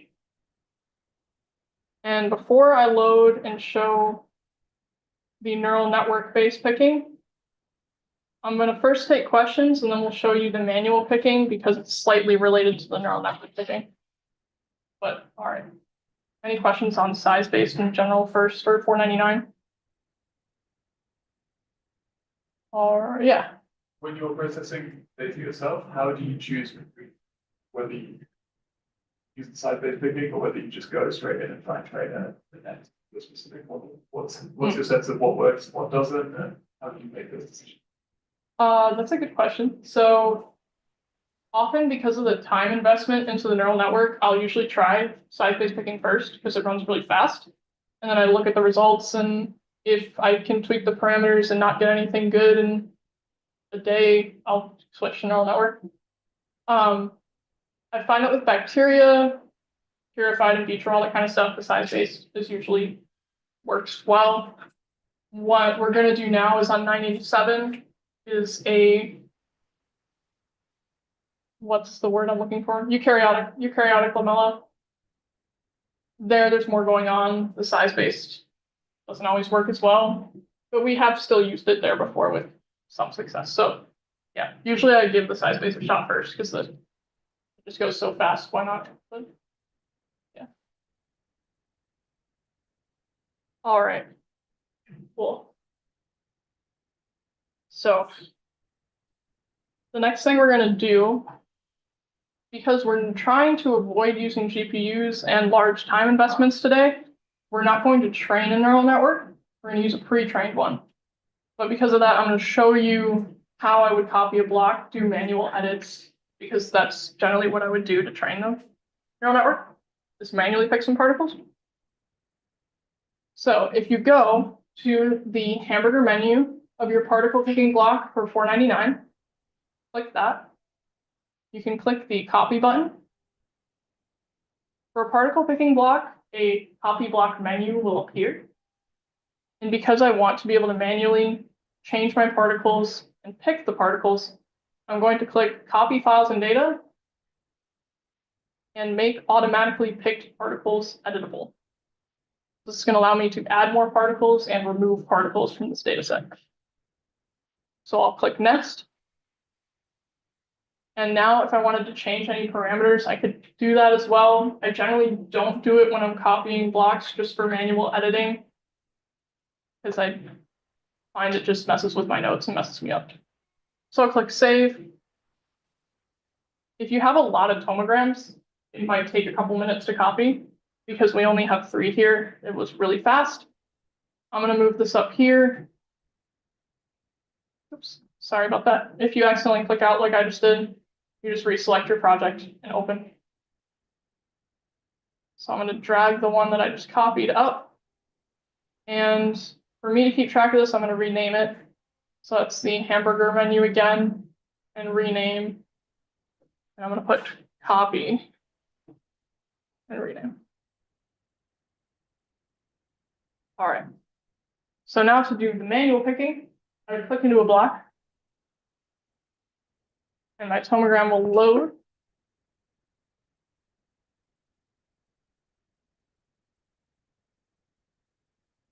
Again, they never take this long to load, so. Only when it's only when you're presenting. What? The Wi-Fi. Oh, it's the Wi-Fi. Okay. Might be the NFS too. So, I don't know.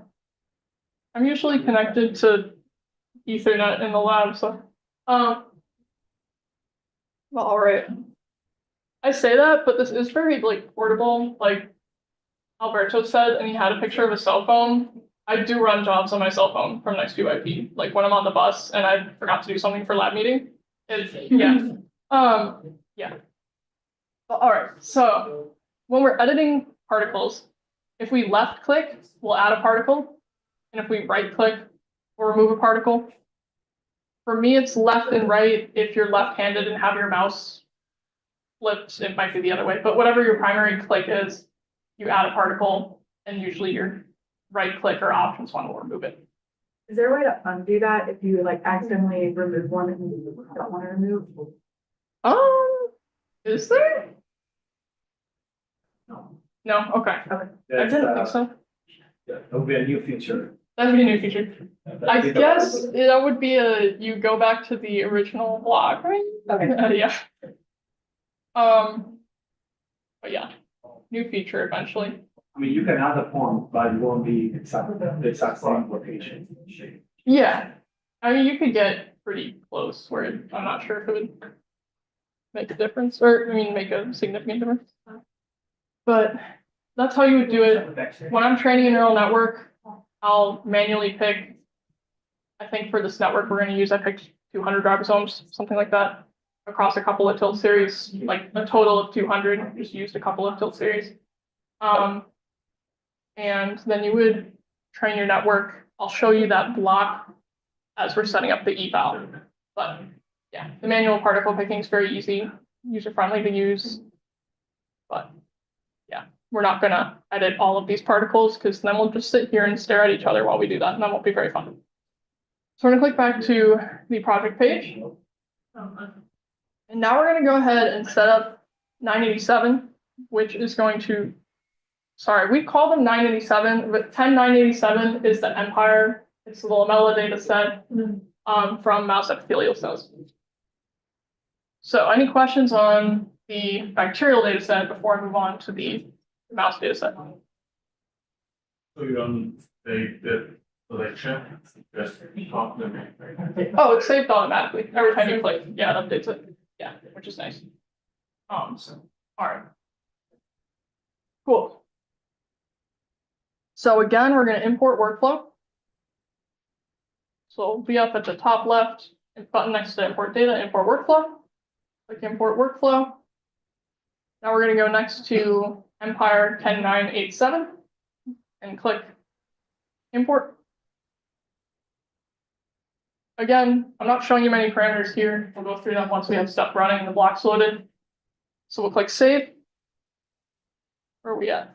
All right, we should be close to 215 for the break. For me, I'm dragging my blocks down because I'd like them to not be overlapping with each other. You're welcome to leave them wherever you like. All right, so I worry this is too zoomed out for you guys, but I also don't want to show you like one block at a time. Okay. So we're going to edit the parameters on our particle picking eval block, which is at the end. You'll notice this is a different block than particle picking. We set it up that way to make it easier to work with some of our other neural network pipelines. But for now, we're just going to click the menu for that particle picking eval. And we'll click edit. And the first thing we're going to do is we're going to input the pre-trained model. So we'll use the search icon next to trained model. And it likes to default you to the parent block for this because often you've trained a model and then you're inputting the parent. But we're not doing that here. So we're going to click this garage door looking icon, which will bring us to root, whatever your default is set up there. So once we've clicked this garage door looking thing, we should see our NSF Bartesaghi Lab nextPYP workshop. And we'll click into this directory. And then we'll click our 10987. That's the data set we're using right now. So as soon as we're in this directory up top here, if you knew the directory off the top of your head, you can copy paste it or type it into this bar as well. All right, so once we're in here, we'll have this model last contrastive.pth file. We'll click that file. Should see it selected in blue, and then we'll click choose file. And then you should see that file name populate in the trained file. We're going to set our particle radius to 100 angstroms. This is because eukaryotic ribosomes are bigger, particle radius looks nicer on them. Use it. We'll set the threshold for soft hard particles to 0.5. The reason for this is because when I was playing with this and optimized it, that's what worked best. So that's what we're going to use. The max number of particles is 700. So that's about how many ribosomes. We're not expecting to see many more than that in this each lamella. And we'll hit save. Everybody got all these types in there? All right. I'll hit save, and then we'll hit run. Start run. All right. Anybody not start the run for these 3 blocks? All good? Okay. Because Alberto, Laura, and Jeff can't help. They're sitting back there right now. But unfortunately, every box need help Mm-hmm. to post it. Yeah, I want to make them work. That's my goal. Okay. So, all right, while this is running, we're going to go ahead and look at what we've changed in the pre-processing block again. Because we did change some of those parameters in the workflow, but we just wanted to be able to roll through here. So we'll click on the hamburger menu of the pre-processing block, and we'll click read. That way we can visualize some of these parameters. First thing you might see is now we have a little green S next to our frame pattern because we did change this for this tilt series. Maybe I should have showed you this before we hit run because we're not able to change it and click into it. But all that we've changed for this is we've changed the file extension. For 987, they're MRC files, not TIFF files. So all the rest is the same. We've just changed that TIF at the end to MRC. Any questions on how frame pattern works in general? Because it is an important thing for not erroring out your block, but okay. Sweet. We're still using Umblr.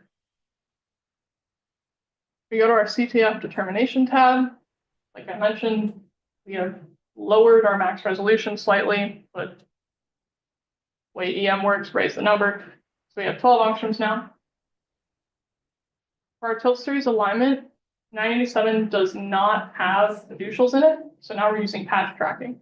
We're using IMOD patch tracking. We also have our TOMO. We're just trying to avoid GPUs for this session because we have a lot more CPUs to be able to use. The number of patches that we've selected is, again, something that we've tweaked, optimized for this data set, but starting with 10 and 10, I've found is not a bad default to go with and then go from there. That doesn't work. Right. Like I kind of mentioned before, we're not reshaping these into squares. It's good to not reshape them for squares for lamella sometimes, because lamella are generally not square images because they're longer. All right. Tomogram reconstruction. Because this is lamella, we've increased the thickness of our tomograms. These are thicker than just the grids that have been blotted and frozen. And we've also increased our binning factor. our IMOD reconstruction method is still the same. So we've left that. And these are the little tweaks we've made for a lamella sample in our pre-processing. Any questions on those or what we've done with that?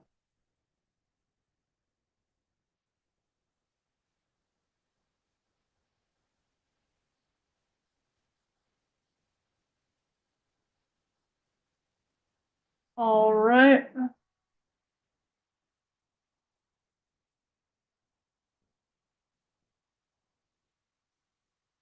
Okay.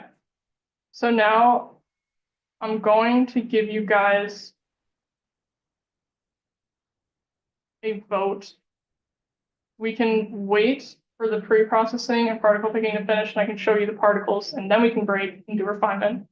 Or we can break now for 15 minutes. I'll show you the particles once we come back, and then we'll do refinement right after I show you the particles. So break now. Okay, like 5, 6, okay. I think that's the majority. There's like 9 of you, right? Okay, okay. So break now for like 15, or actually a little bit early. But then come back for refinement, and I'll show you the output of this particle block once we come back. Okay.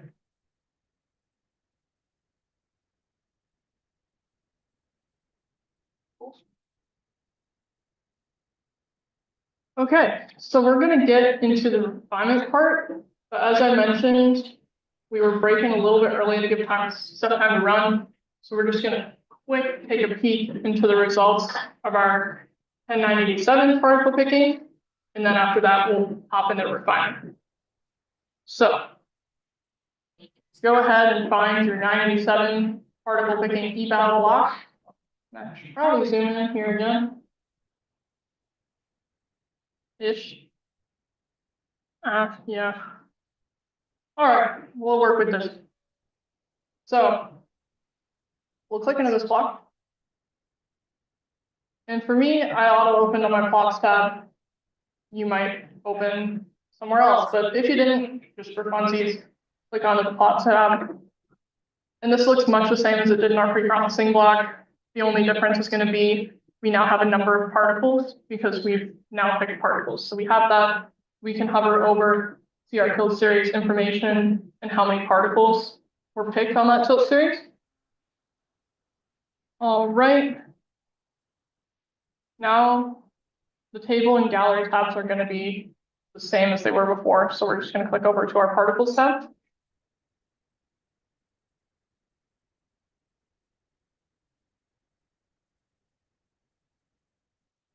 So now on our particles tab,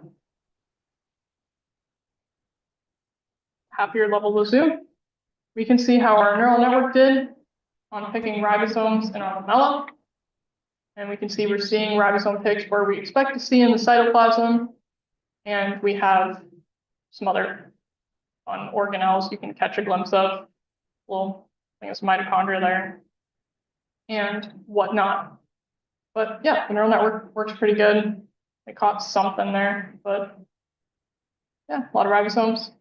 Any questions on neural networks in general? I realize we can go super in depth. Yeah. Do you know if there's any neural networks that would be able to detect those like microfilaments within the cytoplasm? Yeah, we can do that. We use a,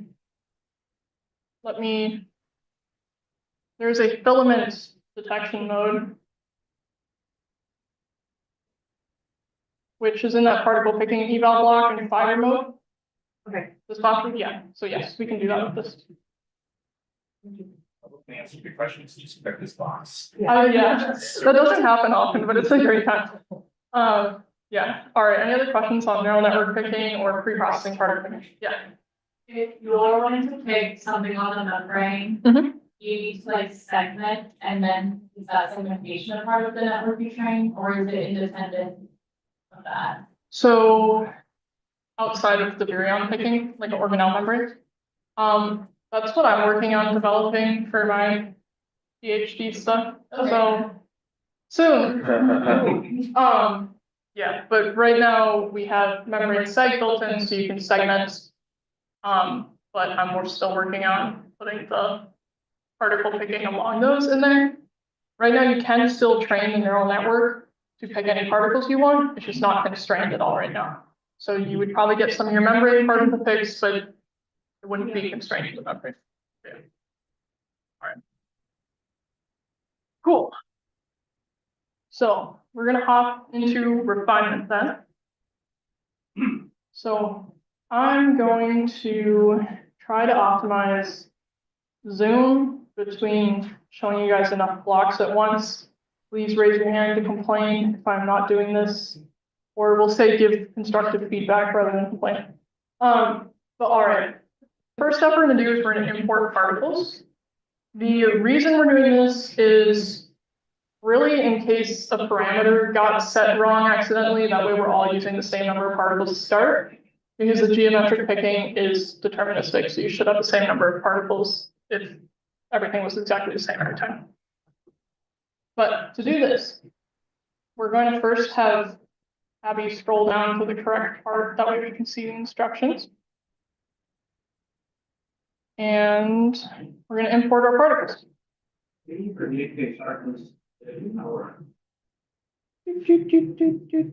Like this? Okay. All right. I have to cut off that command. All right, we'll go there. Okay. So step one is import our particles. Because we're just importing particles, we don't need to do that geometrically constrained 3-block pipeline. We're just going to go directly out of our pre-processing block. So go ahead and click the blue homograms button next to this pre-processing, right out at the bottom of the pre-processing. Click the particle picking option, third one down. And we're going to set our particle radius to 50. And set our detection method to import. You can set the particle detection radius after. I just like to do it first because the parameter list jumps around after you change the dropdown, and it's easy to do when there's only 2 things there. All right, so now we're set on import. We're set on particle detection radius 50. We're going to import the coordinates. So we'll hit the search button next to import particle coordinates. We'll go to Bartesaghi Lab nextPYP workshop and choose folder, or don't choose folder, apologies, double click into that. So now we're inside this directory and we'll double click into the 10164. And now if we scroll using the sidebar all the way over, the very last thing in this 10164 directory should be this particles folder, and we'll choose folder. Again, like I said, you can use the search bar. So if you wanted to copy paste this up there, you could do that too. We'll click that, choose folder. And you should see the same path as you have here. And now we're going to go ahead and click save and run and start run for 1 block. Again, I don't like my blocks on top of each other. So I'm going to move that down. And just to keep track of what I'm doing, I'm going to rename this one refinement.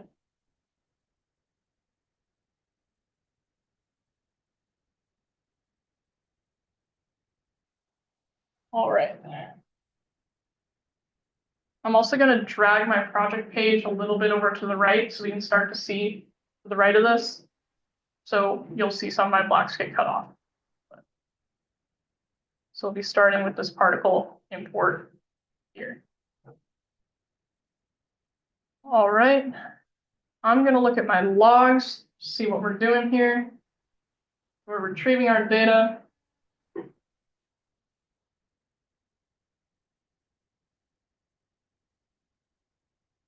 Yes.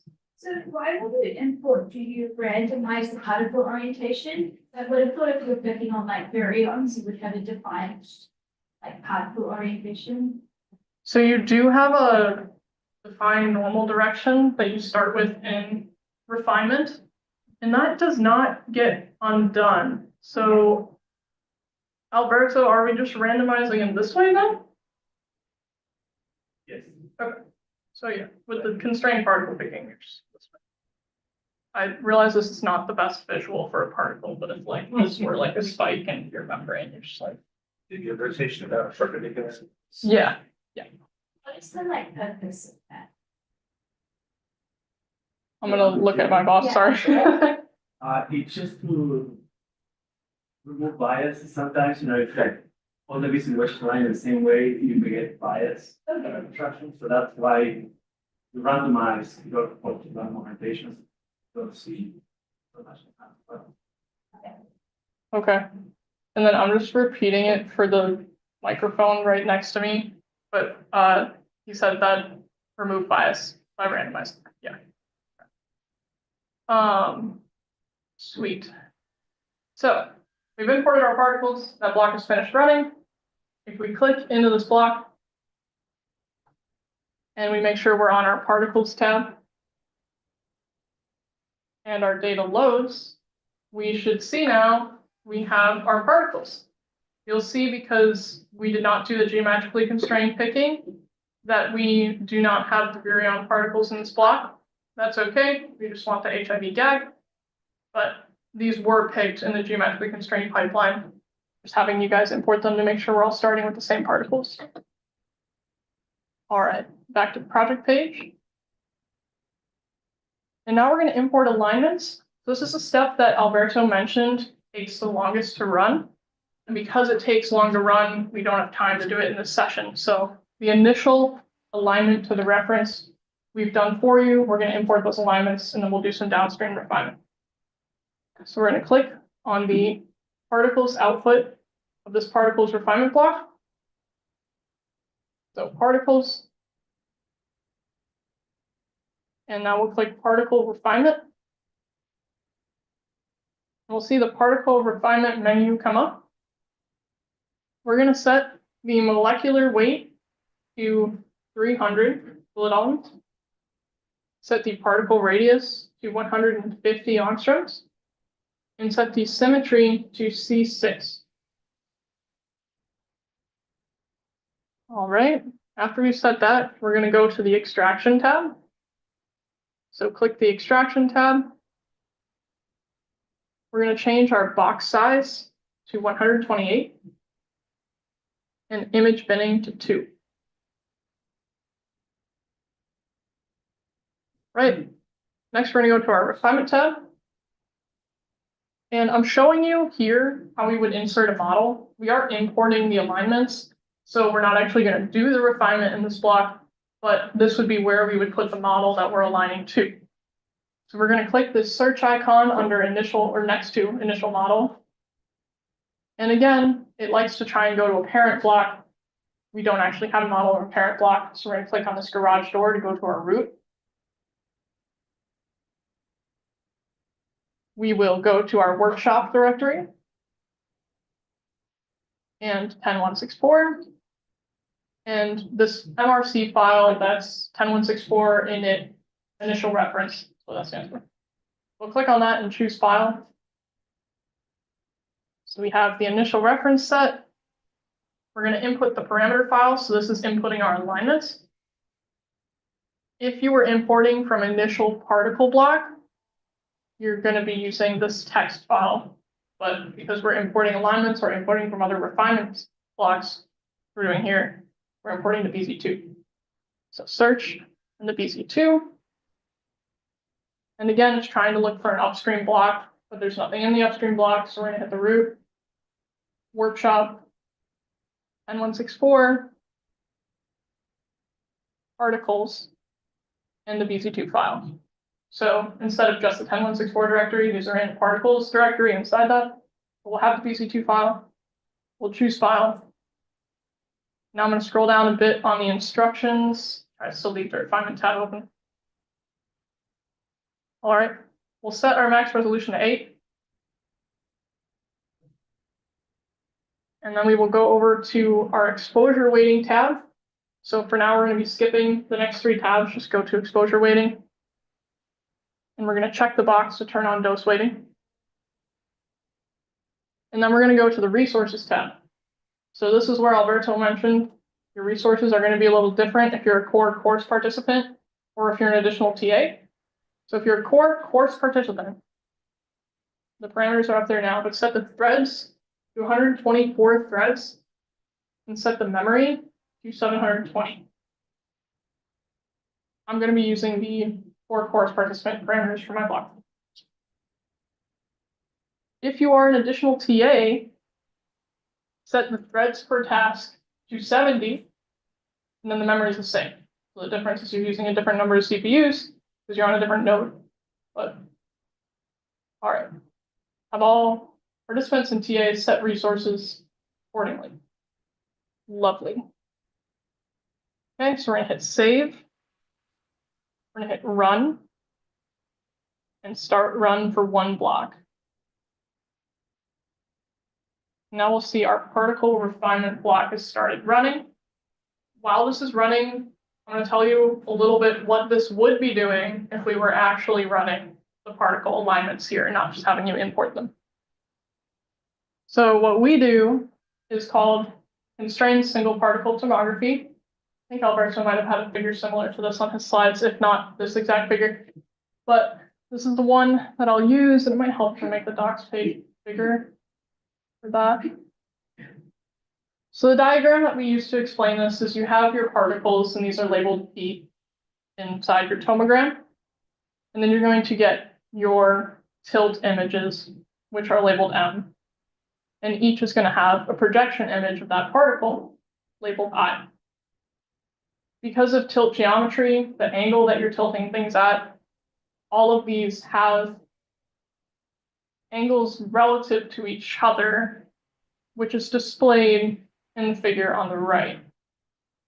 So for particle 1, we're going to have image 1, image 4, image 7, and those all have a geometrical relationship to each other that we know because of the tilt geometry that we can apply when we do refinement, which is called constrained single particle tomography. This enables us to use the raw tilt images for our refinement rather than having to extract full step tomograms, which helps us to avoid missing wedge artifacts, helps us get to higher resolution, but also avoids overfitting by having these geometry locks on the particles during the initial steps. Any questions on that? I know it's a little bit confusing, at least it was for me first time I heard it. Unless you're very geometry minded. But I don't get it. okay. Yeah. Is it like you allow certain views of it, but you restrict it from others, or like per particle, or? Yeah, so one thing that might help is if I show some of the parameters to explain. So we'll do that quick. So if I'm in the hamburger menu, the refinement. Oops. Sorry, the second refinement I had, and read. The way that we set this up is in the constrained refinement tab that we skipped for now because we were just importing. I'm still going to leave this big so you can see the picture.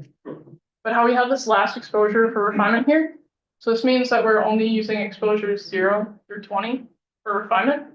And then exposures 21 through 41 are being constrained by this geometry lock. So say I'm using my 0 degree tilt and I'm able to align my particle really nicely using that 0 degree tilt because my sample's thinner at that point. I've had less exposure at that point. And say I've changed my particle alignment by 12 degrees. I then know I have to go through all the other projections and also change those by 12 degrees that are for that same particle. Is that a better, okay, cool. This is how we started. We know the microscope's not perfect, so later we'll refine this, but the initial alignment to help avoid some of the overfitting, we do this initial constraint, single particle tomography, and align the lower tilts to the model. Yeah. All right. So I'll go quick through some parameters that we would have changed if we'd actually been doing this. One was this last exposure for refinement. The default's 20, I believe in the pipeline we set up it's 10, so we're only using the first 10 exposures. And again, that's just to be using the best images for doing this refinement, and then we use the geometry locks to help with the other ones. The other thing that will be changing, would have changed if we were doing this, is we change turn on refine particles. We have it off because we're just importing. And then we would also increase the number of search points. So give it points to search in space. All right. And if you do want to see these again throughout the week, they are in our 10164 tutorial turned on as well. All right, I'm gonna exit out of here. And if we have more questions on that, we can do them, especially while the first longer block is running. All right. The next thing we're going to do is particle filtering. So out of your particle refinement block, we see this. We'll set up the particle filtering quick, and then we're going to go into the particle refinement block and look at what that looks like, just again, for time's sake. So click the blue button here, particles, go down to particle filtering, and you should see the particle filtering menu. We're going to set the score threshold to 3.5. You'll see, bear with me for one moment, we'll see in the particle refinement block where we get that number from. The 3.5, the min distance between particles to 54. The reason we're setting this is to have fewer particles so these blocks run faster for the sake of the workshop. Realistically, you would do a distance between particles that's going to help prevent you getting the same particle twice. All right. Next, we're going to input parameter file, the BZ2 file, and now we're going to see an example where we click this search icon and it opens automatically to the parent block. So we'll just click that BZ2 file. If your previous block is not done running, you won't see this file yet. Has everybody got this file? Okay, perfect. So we'll click the BZ2, choose file. We're going to check this box to permanently remove particles. So any particles that we remove in this filtering block are permanently gone. We're not going to use them in downstream. If you don't want them permanently gone, you would not check that. But for this, we're going to permanently remove them. We're going to hit save, run. It has a validation issue. Oh. The validation issue is that it wants you to input an initial model. And it does this for giving you per particle scores, which we'll see when the block is done running. So we'll click the search icon for the initial model. And we're going to use one of the parent directory ones. And the one we're going to use is this ro102.mrc. We'll click that and choose file, because that is the MRC of the reconstruction of the parent block. That's why we're clicking that. So choose file. All right, so now we can click save and run, and we should be able to run without issue. All right, perfect. So while we've got that started up quickly, we are going to cover some refinement. So we'll click into the refinement block. There's a lot of data that shows in these blocks. We'll start on the very left in the reconstruction tab, and we'll move to the right, go through these. So on the reconstruction, there's a few things I want to highlight here. One we'll use a bit later in this is the MRC file to download. You can download your half map, prop map, full size map, whatever you need for what you're doing. You can still show your log. You can see an image of projection and then slices through your reconstruction. You can visualize your FSC, and then you can see per particle scores here. This is where we get that number for the particle filtering block. So here we've chosen 3.5, we're just going to be about here. The reason we do that is because our per particle scores initially are usually going to show a bimodal distribution. The peak on the left are things that could not be aligned well to the reference. The peak on the right with the higher scores are things that could. So we just want to keep the higher scores. So that's why I've chosen that value. So you'd want to pick something roughly the middle. I usually go a little bit to the left of the middle in the hopes that I can better align a little bit of that left. All right. We'll go through a little bit more of this while we have some more time later with longer running blocks. Next, we're going to click on our exposure weights tab. So here you can see the dose weighting for each of the tomograms, or the tilt series, and then the particles from those tilt series and what we've done. Alberto explained this a little bit during his lecture, but if you click on any one of these, it'll make the plot bigger, so you can see it a bit better, and hopefully on the screen, it looks like you can read that. You have the order of acquisition on the bottom, the normalized mean score on the y-axis, and you can see you have higher scores at lower tilts, like earlier tilts in this case, but we're doing dosimetric, so they're also lower. You can see where we stopped using them for refinement, you get a little bit of a jump, which you tend to expect when you're doing reference-based refinement. And then you can see the weights that are used up here. If you want to look at your other tilt series, you can click next image, and then when you're done with that, you can exit out of it. We go to our 3D view. You can use this drop-down menu. It doesn't matter if you use map 1 or map 2, whichever your heart desires. You click class 1 iteration 2, and your model is going to load here. And you can use these parameters on the right. We just have 2 that are most important, I think, for visualizing this here. And you can change your level of detail. So after this initial reference-based refinement, we can see that we have these type of sausages for our helices, but not a lot of detail so far. We're not really seeing ridges, just general shapes where they are. And we'll improve that throughout this session. All right. We're going to go back to our project page from here. And our particle filtering block is done running. Because we did not generate a reconstruction in this block, there's nothing that shows up. If you wanted to see something there, you would need to generate a reconstruction. We didn't do that to save a little bit of time. So I'm going to scroll down over here.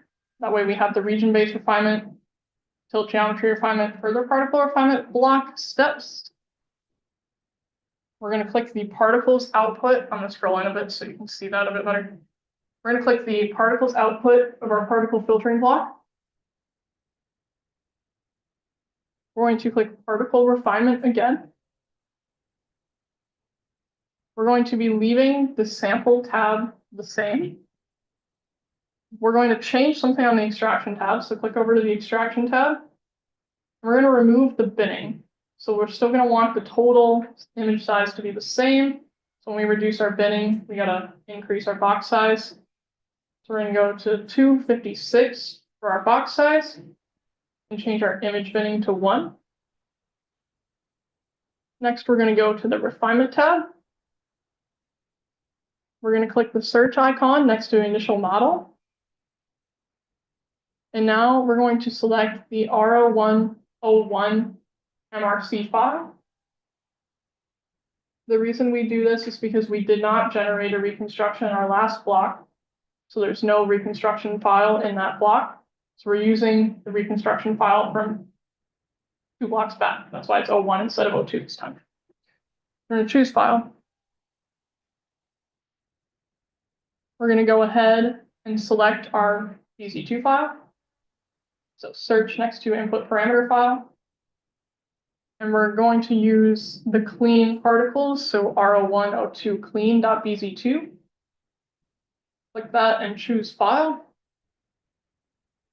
We're going to change our max resolution. And we're going to do 2 iterations in this block. So we're going to do 4:3.5. So the first iteration will be using a max resolution of 4. The second iteration will use the max resolution of 3.5.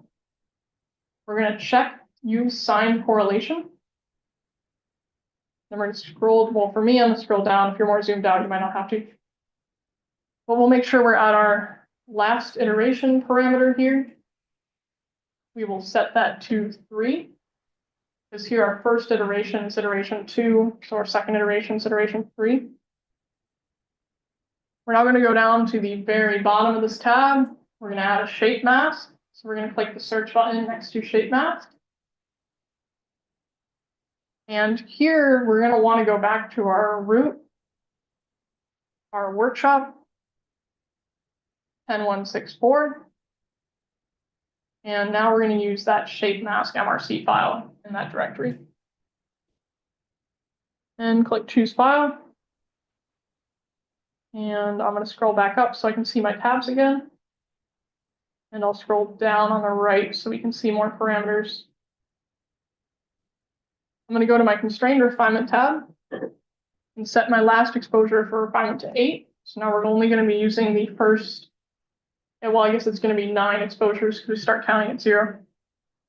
And we'll set the number of regions 8, 8, 2. Make sure there's commas separating those numbers. This is going to give us the parameters on the descriptions on the right there, but it's going to give you number of regions in each axis for doing region-based refinement. We will scroll. Well, I guess we don't need to scroll because I can see it. We'll check refine tilt geometry. We're going to leave the parameters that show up at default. And then we're going to check refine particle alignments. And we'll leave those parameters that show up as default. So in this tab, we should have our refined tilt geometry on, our refined particle alignments on, our region-based refinement on, and our last exposure refinement set to 8. Last, we're going to go to the exposure weighting tab. Our dose weighting should still be on. If it's not, go ahead and check it, make sure it's on. And our resources should default to our last setting. So for core participants, 124, 720, for TAs, 70 and 720. All right, so we'll go ahead and click save, run, start run for 1 block. And now this block is going to run for a bit. So we're going to go over a couple things from blocks and logs while that's running. But before we jump into that, anybody, if you need assistance, like give a hand up and we'll have someone come help you. One of y'all helpers. Okay. Come up here. Thank you. Yeah. No. Okay. Any questions for general? Yeah. I have more of like a basic question. I haven't done tomogram mapping. I've done single particle though. So Well, like you can. your particle that you call, is that one particle throughout the entire tilt series is one particle, or do you call it another particle when it's at a different tilt angle? It'd still be the same particle. Often you're not going to see the same particles through, well, I guess you won't see it through your whole tomogram, but it might depend on angle, how much you're seeing, as if you can see it at every tilt, but yes. Does it know that it's coming from the same? Yes, we stack them together. So every projection from a particle is clustered, so it has an identity. Yeah. So then it's, when you're processing, like down the line, is it always processing in 3D from the information it has, or does it look at each one in 2D? Yeah. So we use 2D images for our refinements, but we use metadata that relates 2D images to each other. Okay. Just helps things run faster and avoids missing wedge from 3D subtomogram. So. Yeah. What's the difference between these different initial models? Yes. So the first model that we input is what you would use for reference-based alignment.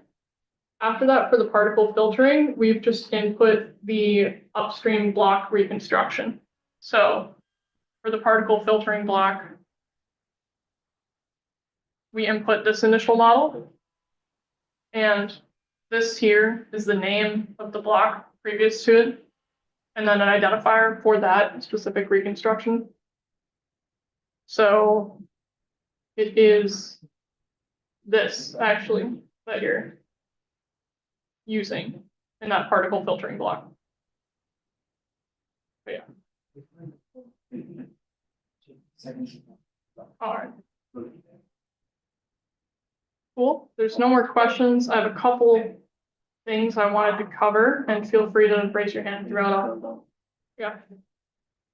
So the first thing is you might have noticed that at the very top of the refinement instructions here, I gave you a number of particles we were using for our reconstruction. I said we initially imported 19,972 particles, and we get our structure from 5,000 particles. And you might be wondering how I knew how many particles we used in our final structure. Because if you can see here, we can see how many particles there are right here on our refinement. It tells us at the bottom of our block. But once we're in these later refinement blocks, we can see how many projections, but it doesn't give me a particle number. The way I can see that is I go to my particle filtering block, and I navigate to latest logs, and it will highlight the logs for my particle picking block.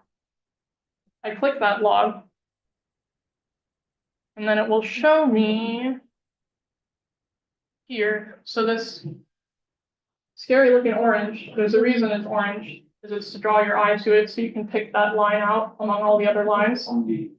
So it's not a bad warning, just the data here, 5,000 particles. So that's how we know how many particles there are there. A couple of our blocks have this feature where there is information in the logs that's highlighted with a warning label. Ones that are important is this particle filtering block, and the pre-processing block also has one. We'll go ahead and take a look at that because it gives us a parameter that we use in refinement. So we'll exit out of launch. And again, you can just watch me do this. If you want to click through, you can. But the pre-processing, I would navigate to my latest logs. And I would look at my split CPU log. And I would see my warning label because there's data there. I would see invert CTF handedness option should not be selected during refinement, or I might see should. Generally, when you're doing refinement, you want to look at a few of these logs. So I click to my logs, see one of them, maybe click through another one. I see this one should not. Let's say I go to number 2. I find that it should not. So I know that CTF handedness should not be selected during refinement. And that is a parameter in a block that is important for downstream refinement. And that is where you find it. It's in your pre-processing block logs. We'll exit out of here. And just so we can show you guys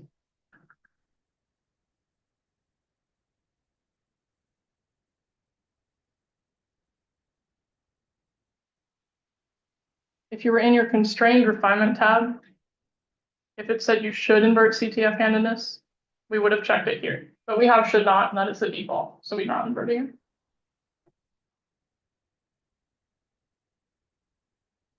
All right, this is still running for us right now. So while that's running, I'm going to talk a little bit about what it's doing in this block. Any questions on things I've talked about first before I go into that? Okay. All right. This one's already fairly big. I think we'll leave it. This is a kind of a visual on what region-based refinement looks like. So how I mentioned, we have those geometry locks during our refinement. When we initially implement them, it's across the entire image. But now we break it down a little bit to account for drift, to account for beam-induced motion, things like that, that are not going to be isotropic across the entire image. We divide it up into regions. That way you can improve your refinement and get better resolution. You want to add anything for region-based refinement? Is that, Yeah, it's okay, it's just breaking it up into regions to account for, just to, yeah. You know, it will, because you're doing like a better correction that is local, you get better resolution after doing this. yeah, There is a trade-off, right? So you have to choose how many regions, right? So here we're using 8 by 2, right? You could use more or less, and that's always a trade-off, right? Because you have too many regions, you need to have enough particles in each of them. Because if you don't have enough particles in a region, then you can't really refine anything. So that's kind of like a trade-off. You need to make sure that, you know, you have enough regions so you can make it local enough, but not too many regions that you end up having no particles in each of the regions. So for the reason you do 8 by 2, is that just because your particle won't be in that many health angles? You do it in Z/2? No, What is so that? the 8 by 2 is essentially based on the tomogram, The whole thing? the whole thing. Oh, okay, Right. okay. So, and in each of your regions, you need to make sure you have enough particles that fall into. you could visualize this a bit in your pre-processing block on your tomogram tab. We have 2 regions in Z. Kind of cut this in half, but you still have things above and below. And then you could go divide 128 by 8 and look through every one and see what's there, but. All right. Right back here.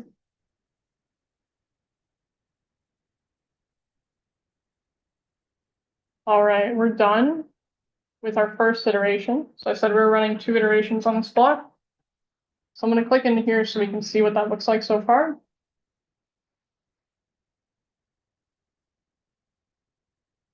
On the left, we'll start with our reconstruction tab again. We can already see they're not side by side, but as soon as the second iteration of this runs, we'll be able to click back and forth and see side by side a little bit better.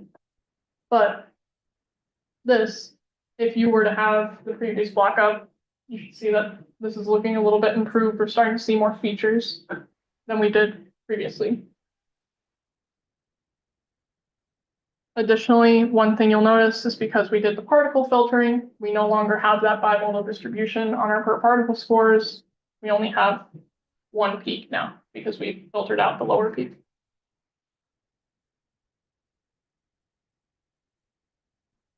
Right. We'll click to the exposure weights tab again. And click on here.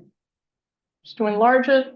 You'll see after we've done further refinement, that gap gets smaller. Further refining. And again, you can visualize your weights and plot on the right. And then you can still use the 3D view. We can see if we've had improvement in our sausage helices so far. I just have a habit of clicking map 2. Again, you can use the map 1 display if you want to. We have side by side if you want to compare 2 iterations next to each other or classes and things like this.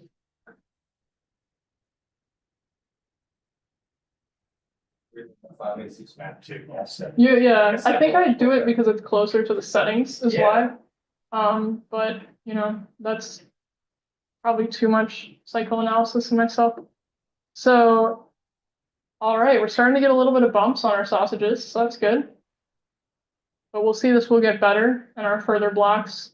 And the next time we're going to be looking at this map is in our post-processing block when we see our final map. But already we're getting better, and all we've done is filter particles and do a little bit of region-based refinement, tilt geometry refinement. So not all that much extra. We're getting better. Right. We'll click back to the workshop tab. Our 3rd iteration is still running. We will be clicking back into that block to see how we can click back and forth and the FSCs overlay as soon as that finishes. And I'm going to apologize for hopping back and forth on you, but I realized I forgot to show you something in a particle filtering block. So I'm going to click into there. The thing I'm going to show you in this block is the per particle scores, because we didn't have the reconstruction on. This is really all we're going to see in this block. But you can see for each field series, the particle distribution, the particle score distribution, and where that filtering lies on that distribution. The score cutoff is going to be global, so you can't change it for each individual tilt series. I think especially as you get into hundreds of tilt series, I don't know that you would want to go through into that for each one. But that's why we have the global one in the refinement block. But you can see here, yeah. So what's the score based on? I understand higher is better, but It's cross correlation to the model. that you put in. Yeah. Sorry about that. And it's an average of over all the fields, right? So one particle, you have 41 fields. yeah. So you correlate all 41 2D projections and you average them together. And that gives you this aggregated score.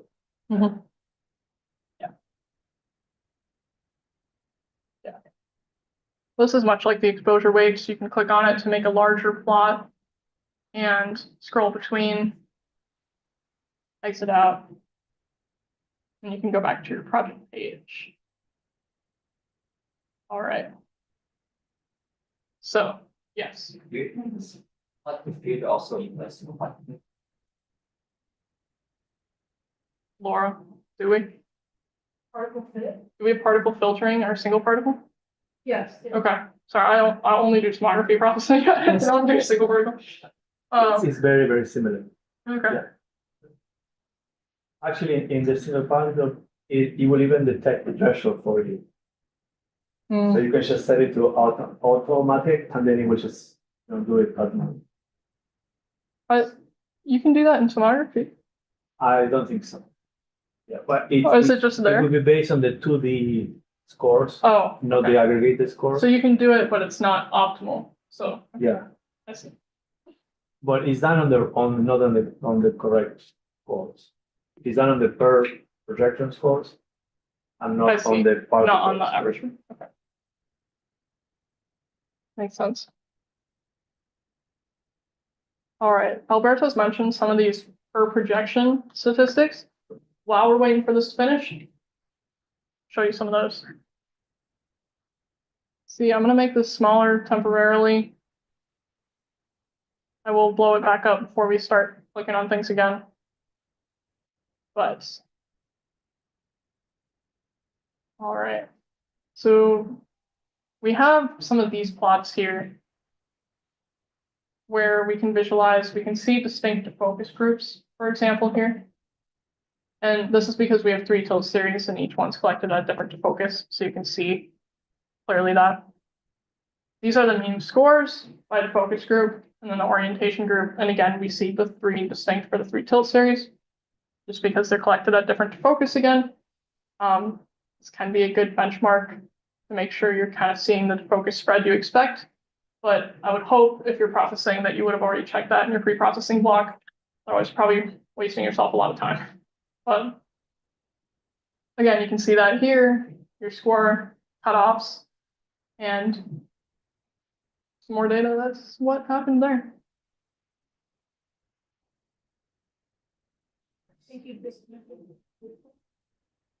I still have I'm screen sharing on the Zoom call. There, but not on the main projector. Oh, sorry. Maybe this drop. I need Adam. Fix it. Oh, did this disconnect? Oh, well, while the block's still running, it's a good time for it to happen, you know?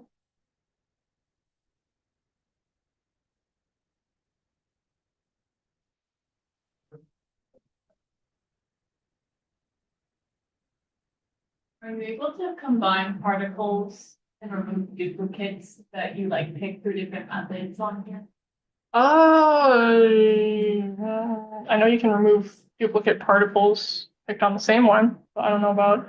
So you mean you have 2 particle sets and you want to remove duplicates?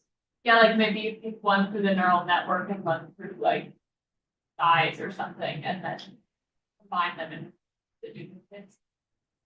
So these are coordinates on the same tilt series. Yeah. Like you're just trying to pick more things potentially or something, and then get rid of Yeah, same things. Or like a union operation. yeah, but yeah. Yeah, like Drop you do it in network. single particles sometimes, like when you're processing, kind of like that idea. Yeah, we don't have, anything that will allow you to, like, no, say, like, you pick particles using 3 different methods, Mhm. kind of like what CPM does, like, and then you look for a consensus. Mhm. That, it's not implemented right now that way. So you can apply multiple particle picking methods, but then you always, choose one and go with that one. Okay, You will have to do it like behind the scenes, not from the website, from the web browser. Makes sense. So it'd be possible, just not in the web browser. Well, yeah, but you need to manipulate the coordinates, right? Isn't that something like what one of our collaborators is doing, the one that was visiting? With the manually manipulating the particles? Right, yeah. Oh.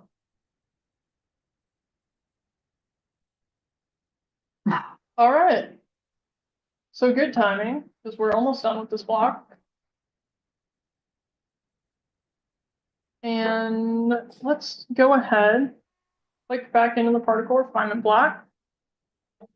And I'm sorry, I'm gonna make this small again so I get a little more space on to show you here. We can see now, because we have 2 iterations on the same block, we can see the overlying FSCs. You see that the FSC is improved in our second iteration, or iteration 3 here.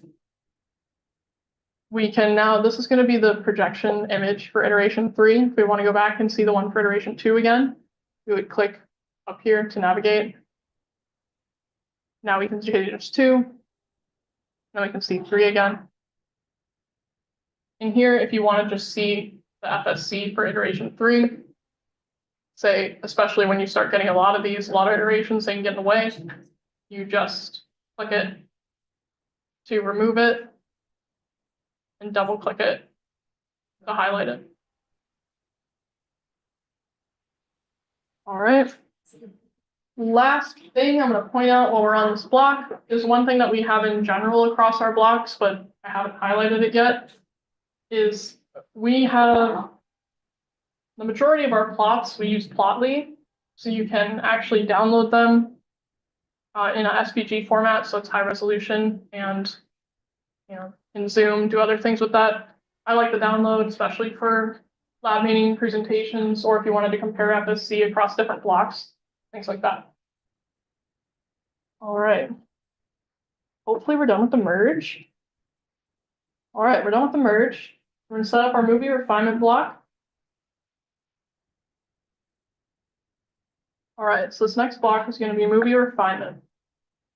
Again, I'm going to click this, move it over here a little bit and zoom in so you guys can see. So we're going to click the output of our particle refinement block. And we're going to go all the way down to the bottom, click movie refinement. The menu for movie refinement will pop up. We're going to click initial model, the search icon. It's going to load us directly into that parent block. And because we ran 2 iterations here, we want to use number 3 because we start counting at iteration 2. R01 or R0101 is going to be like the grandparent block reconstruction. Then we have the parent block, iteration 1 starting at 2. So we're going to click R0103. Emerson. So choose file. Next, we're going to input the parameter file, so search. And then we're going to click, again, the one that ends in 03.bz2. And choose file. And here we're only going to run 1 iteration, so we're going to set this to 3.5. So I'm just going to delete that 4 colon, and I have max resolution at 3.5. The rest on this tab we're going to leave as it is right now. Then we're going to go ahead and click to our constrained refinement tab. We'll set the last exposure for refinement to 4.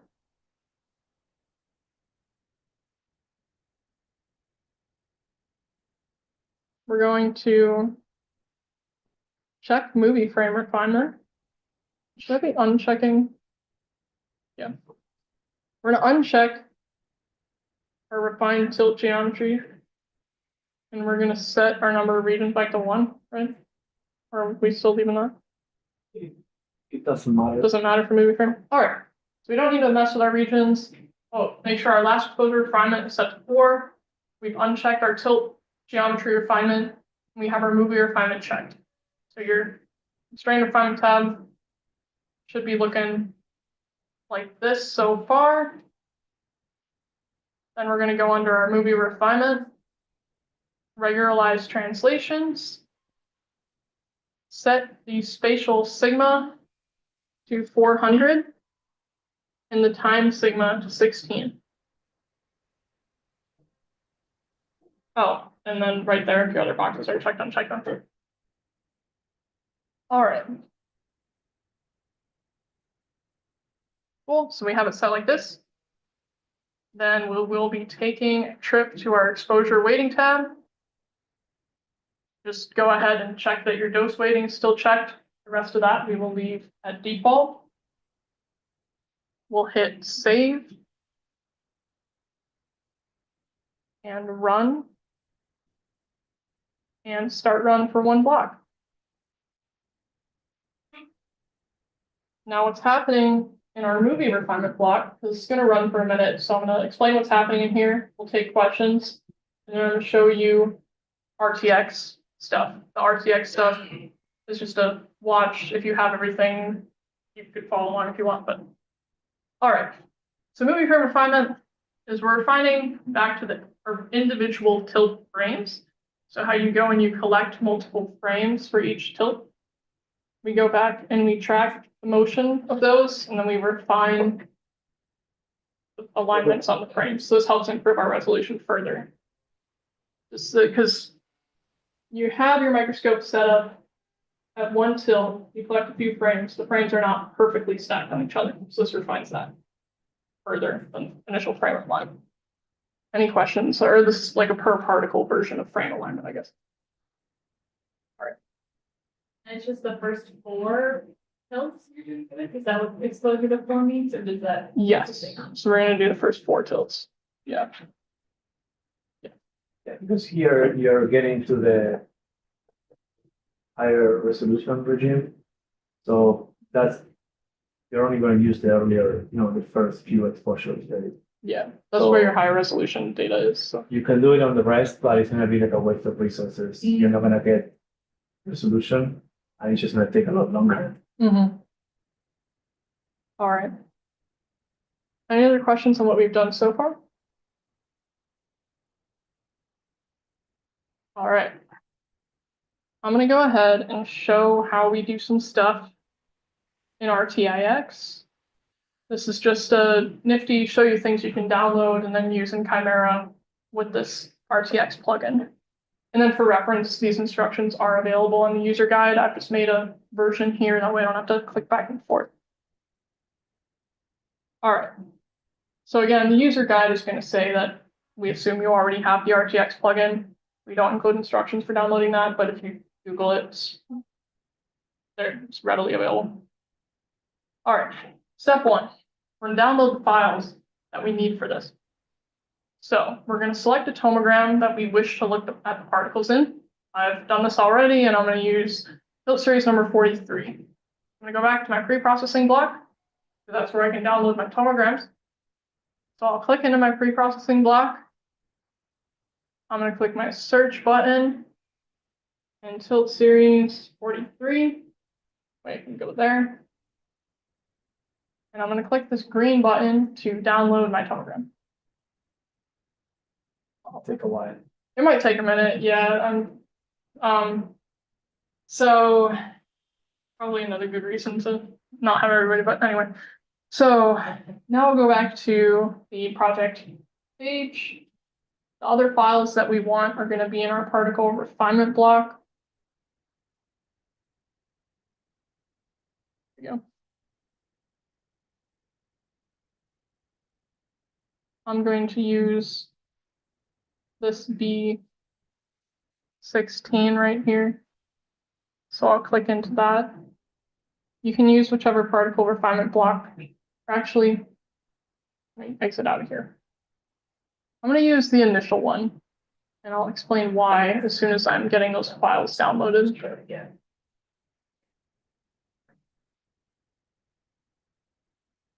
we go. I think downloading it is slowing it down. All right. So I'm using my initial refinements. I want to download my particle alignments. This is that metadata tab that I didn't really show you guys because this is all we do on it. Is we can download star files.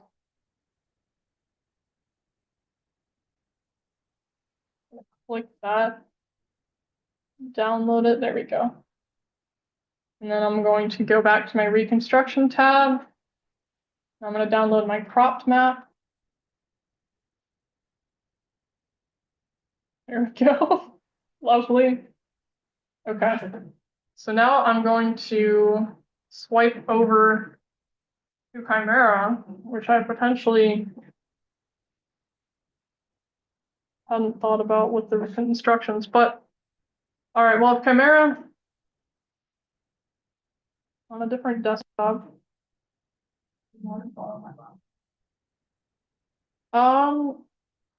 think we'll be okay. I'll send it. Okay.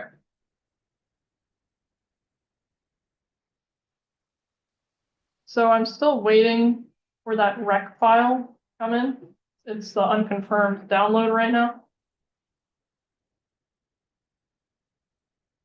There we go, it said it was done. All right, so I'm going to open my tomogram in Chimera, and I just like to do it by dragging it from there into Chimera. And then to have this set up properly for RTX, you need to run a couple of commands. So this was actually the last thing I did, so I have them saved on my command terminal.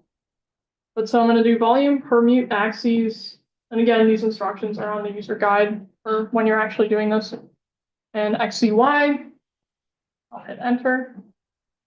And then I'm going to flip that across the Z-axis. And then just to clean up my space a little bit, I'm going to close the ones I don't need. And now that I have my tomogram open here, I'm going to open my RTIX plugin. I don't know if I say that how you guys say it, but that's how I say it. So I'm going to click on the tab here. When you have the plugin installed, it'll pop up in the tabs. So I'll click on that. I'll click the launch tab over on the very left. And I'm going to want to add my model. So I have this permuted Z flip, and I click add. And that will add that.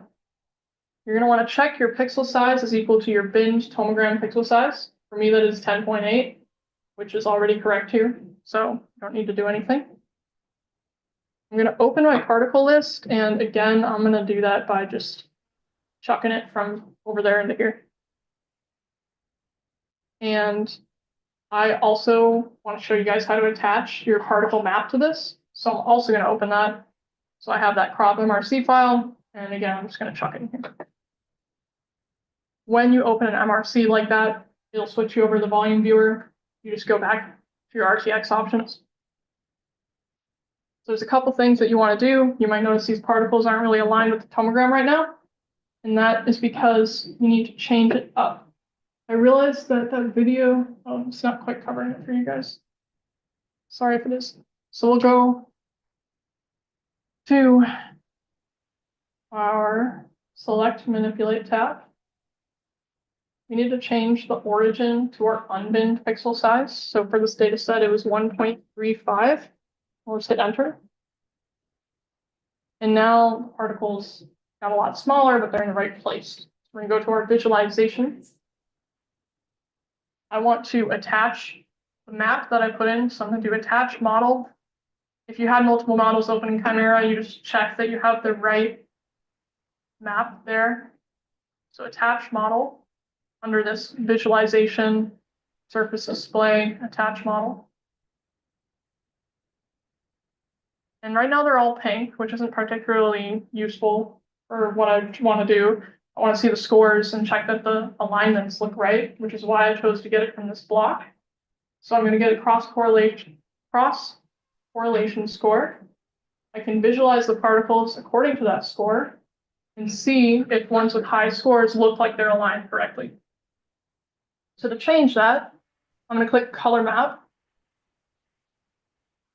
And I'll check the attribute all the way down to log likelihood contribution. I think it's just log likely contribution, but all right. And again, we do our instructions for this on the user guide. But I've just done it so many times I remember it. So, all right, now we have this, and because we have this open, I'm going to show it now. We don't particularly need these menus on the side blocking our view. It's a little bit laggy because of the zoom.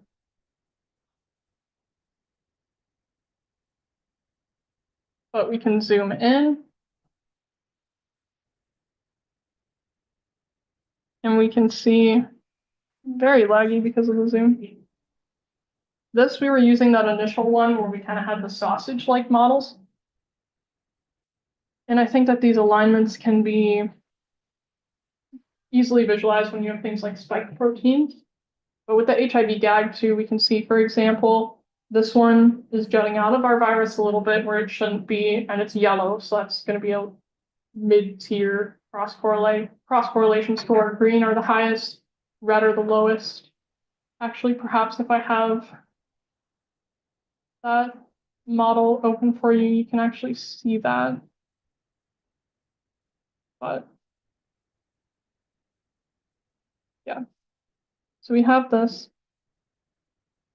And when you're not trying to show a bigger screen, you can leave the RTX open, and then you can scroll through the tomogram slices to visualize different slices as well. If this is not particularly helpful for you, just seeing the proteins like this, you can also see axes. So we're gonna hide this briefly. So I'm hiding the protein model. That way I can show you that you can see the orientation axes in RTX as well. So blue is this normal direction, and then we have two other axes as well. And this ball in the middle is going to still show you that cross correlation score. Are there any questions on generally running RTX, how you download files, what you might want to use them for? It is really, I feel, something that if you get your hands on and play with, it just becomes intuitive and you get used to looking at it. But yeah. It's not really on RTX, but That's okay. do you ever like normalize your cross correlation scores to make an account for the fact that it's deeply lower in the missing wedge when you are cleaning up particles? So we don't account for missing wedge in our particles because because we use the 2D images, we don't have missing wedge artifacts in our reconstructions. That makes sense. But like, sorry, in the like cross correlation score, because they're always like lower in the missing wedge. Or do you mean like higher tilts or? No, like, so in like the Z direction and the missing wedge, how like cross. Oh, you mean at the top of the virion? Yeah, in the tomogram? because I found like especially if data like So- start filtering, I lose them all. Yes, so we're not. Yeah. I guess if I put the maps back on here. Again, I'm sorry, it's a little laggy with the zoom. But you can see some red as like we're near the tomogram edge. And I'm really trying to show the side without. And more green on the side, essentially. But yeah, I guess I don't know that we do change it based on where it is in the tomogram, the scores. But yeah, these scores, they come from the, to the imaging. Yeah, they come from 2D images and the 2D images related to the reconstruction. But if you have, like, say the tops of the virions are more missing wedge impacted, and then your segmentation's maybe not as good, and then your particles aren't as.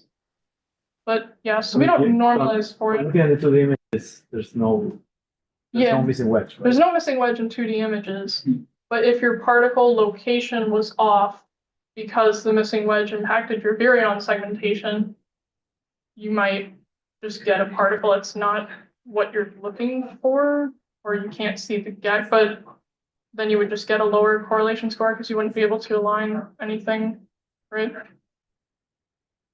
Like if it would, yeah, I guess it'd more impact your segmentation than your refinement, but. So one thing, if you're worried about having missing wedge effect, you could actually run ISONET, for example.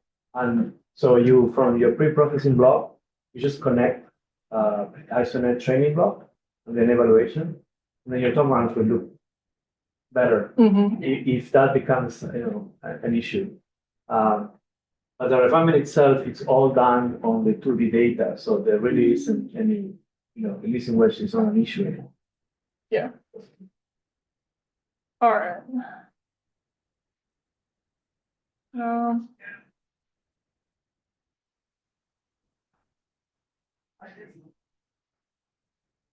Okay. Going back to nextPYP. Again, I would recommend just playing with the RTX stuff in the like before Sunday if you have time. It's good fun. But all right, back to the project. And we are still running movie refinement. I'm going to click on the log.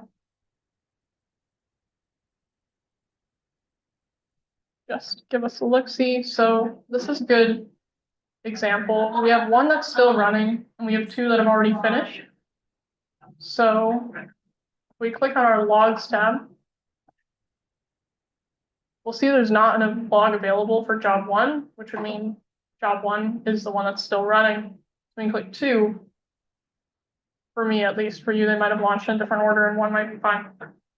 But for two, I can click load, and then I can visualize the log for that tilt series because it's already finished running. I can see what it's done in my movie refinement, various outputs, and I see that it finished when the second to last line here finished successfully and then deleted the temporary files it didn't need. Right. You show the build file already? Build file, no.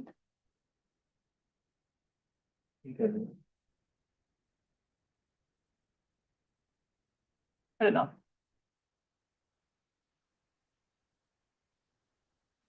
Okay.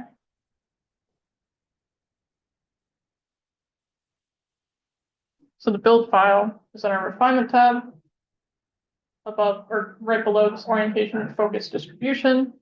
And again, we click the green button to download. I'm going to go back to Chimera.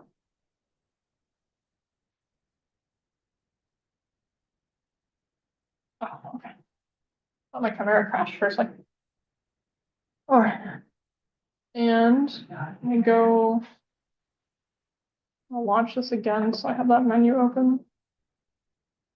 Maybe not.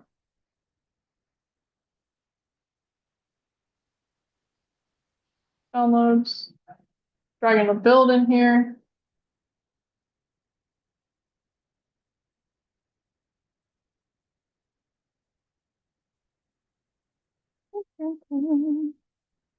Actually, do I need to open the build in a special way? It doesn't let me. You should probably start scratch, like, close this and open it new. Okay.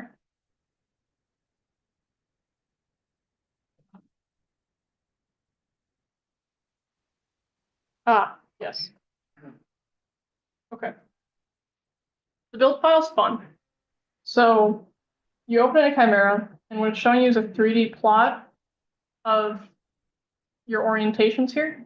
So you can see you have a lot in kind of this top upway. And then the reason it's a little crescent slice like this is because we have C6 symmetry applied. So in theory, 6 of these should make a sphere. Should open the map though. Hmm? Should open the map. Oh, okay. So we'll open, I'm gonna open that same alignment map that I used here, just to have something to show under that. But all right, so it shows you the orientation of the gag protein, as well as the particle distribution at that orientation. So it'd be like you're looking down this stick here. You can see we have the most on this type of side view, which makes sense.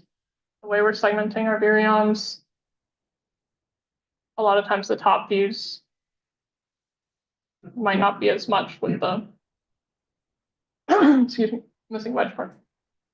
But yeah, it's fun. You can also get an idea of if there's any area that you're missing a lot of, which could it be impacting your reconstruction. Here it's even enough that we're not concerned about it, but yeah, it'd be good, especially it can let you know if you're having any kind of orientation bias in tomography. In theory, that shouldn't be as much of an issue, but it's a good way to see it quickly. Any questions on the build file or things that we've done so far?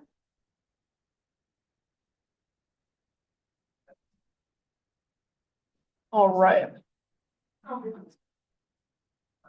So I'm gonna go back to my nextPYP. Yay, movie refinement's done. And I'm close to being on time. So the last block that we're gonna set up in our refinement is our post-processing block. And what that's gonna do is sharpen our map and give us something pretty that we can go play around with.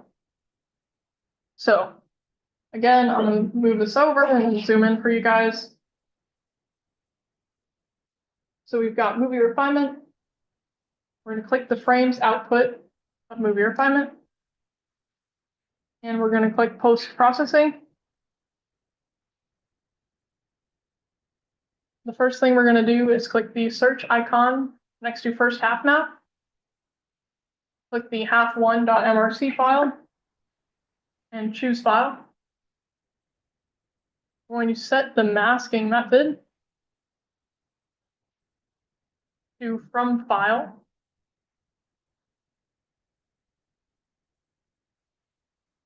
And then we're going to click the search icon next to the mask file. And again, we're going to use that shape mask we have in that workshop directory. So we're going to go to root. Actually, I'll show you guys this nifty thing. You can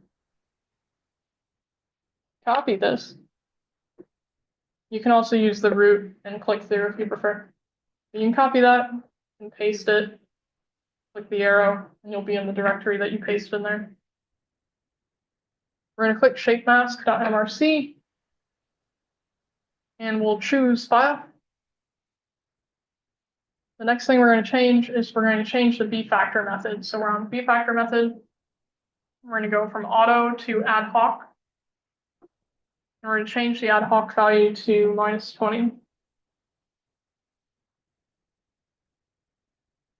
Then we're going to hit save, run, and start run for one block.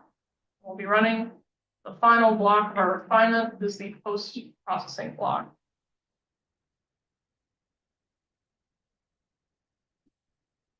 All right, I'll leave this open for 1 sec, sorry. Okay. So with the post-processing results, when we get those, we're going to do a couple things. So we're first going to look at the 3D view in the post-processing block just to compare it to our previous results.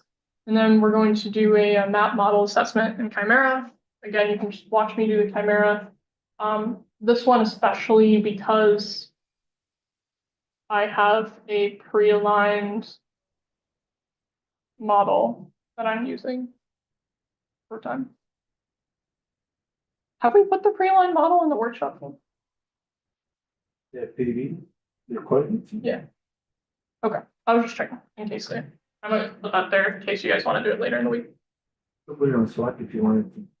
Oh, I'll put it on, yeah, definitely on Slack, if not also on the workshop directory. Okay, so we have our post-processing block. And to see the results of this, we're going to click into it. So hover over and click as we have with the past blocks. Again, you can see your projections and your slices of your reconstruction. I'm going to minimize that so I can make the FSC bigger. You have a few things that are plotted on this FSC here. You can see your unmasked, your phase randomized, your masked, and your corrected. And you can also hover over this to see values, the x-axis values at different points. And if you needed to, say, try to get values for specific areas, you can also zoom in. I believe you can zoom by selecting a region. Like say I really wanted to focus on that value that we all like here, the 0.143 on the y-axis, and can get my x-axis value and then calculate my resolution. And then we're going to go to the 3D view and choose our map. We'll let that load.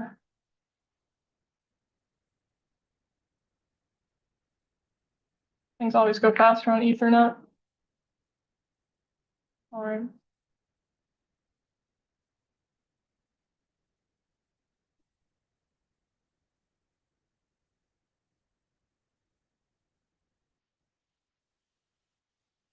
Okay, so this is our final map. I'm going to increase the level of detail, decrease the contour value, and zoom in a bit and make that bigger. Yeah.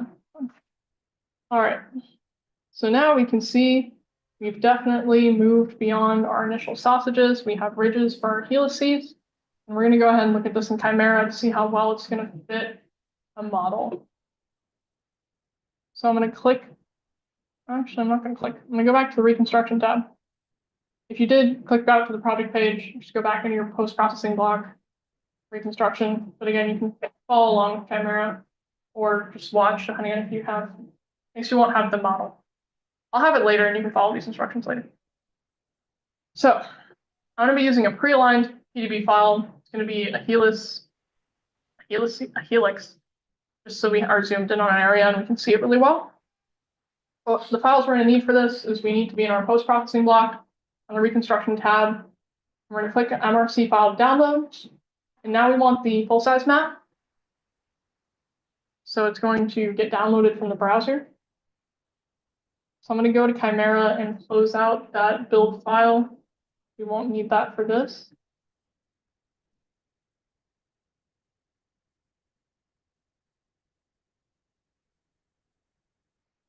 Right. And the first thing I'm going to do is open my aligned helix that I have. So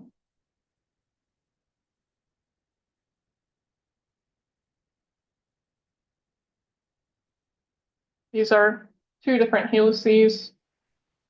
Go ahead and grab one. Open.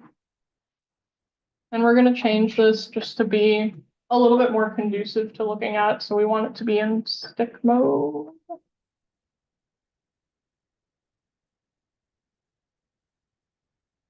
There we go. All right. So I've done, as I've shown atoms to show my side chains, and then I've hidden the cartoon to hide the backbone ribbon. So now I have this open. Hopefully my file's done downloading.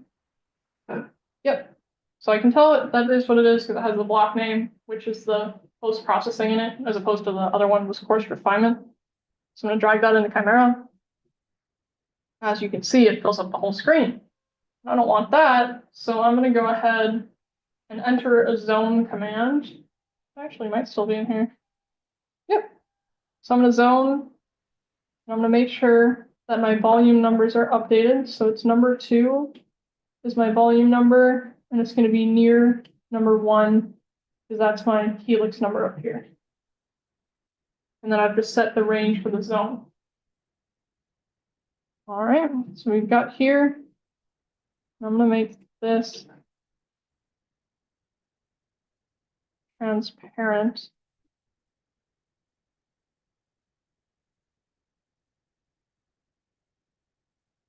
So you can see the backbone in there.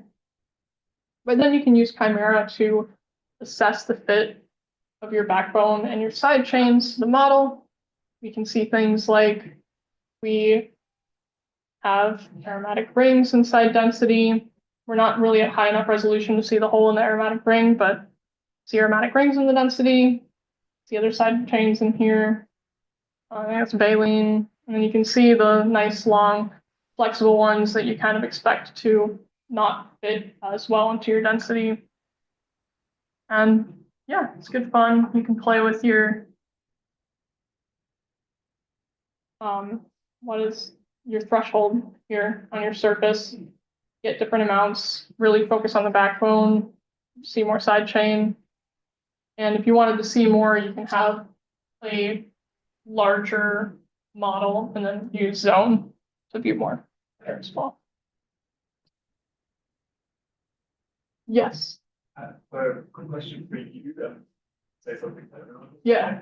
The question for you is, what do you guys do for classification of things? Do you have any support for that internally? And if so, what algorithms back here? What's the approach? And then, yeah, I'll let you answer it now. I was gonna touch on that at the end.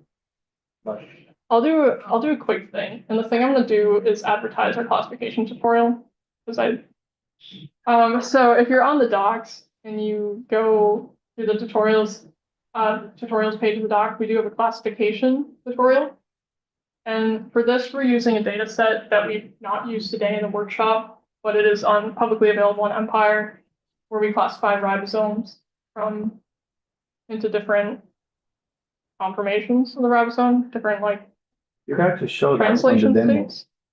Oh, you can show it from the demo, you're right. Yeah, but there's a demo instance of nextPYP.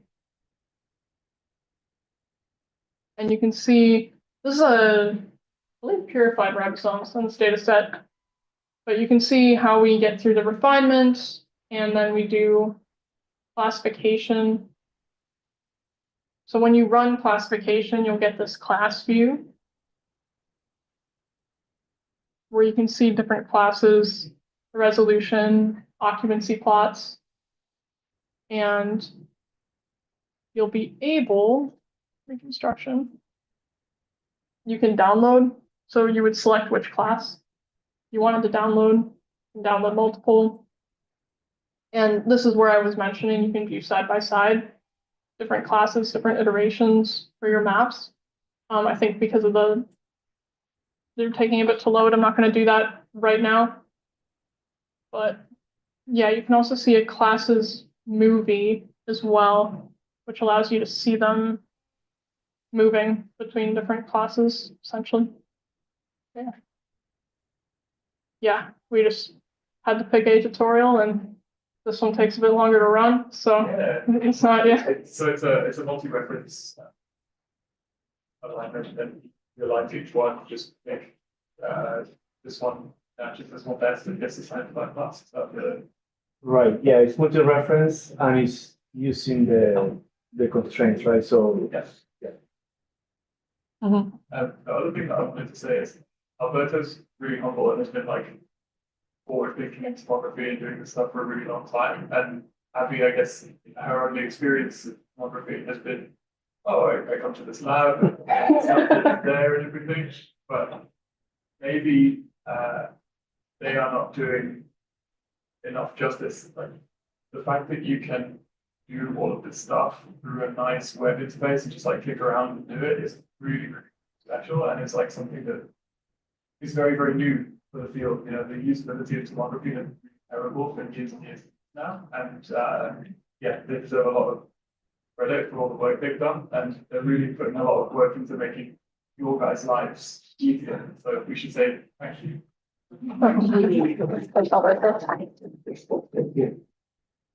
Yeah, it is a lot easier now it is, yeah. than it used to be, yeah. And yeah, I mean, I can run jobs from my phone. I don't download tomographs to my phone. I think that would not go well for my storage, but yeah. Nice. So you have 3 minutes to spare. I have 3 minutes to spare. Anybody have more questions while we have 3 minutes to spare? Because I think I covered everything I wanted to cover. Otherwise I So get. maybe you could just quickly show the movie refinement block. Oh, you're right. Yeah, that's why I had 3 minutes to spare. I forgot to cover something. All right, so when we click into our movie refinement block, we can see more data. So more data. So the movie refinement block, I'm gonna click on the particle view tab. And as I mentioned that we're tracking the motion of particles across different frames, you can actually visualize that. Where I'll make that bigger, and it is, there wasn't a lot of motion of these particles across the frame, so it's hard to see a little bit. But make this.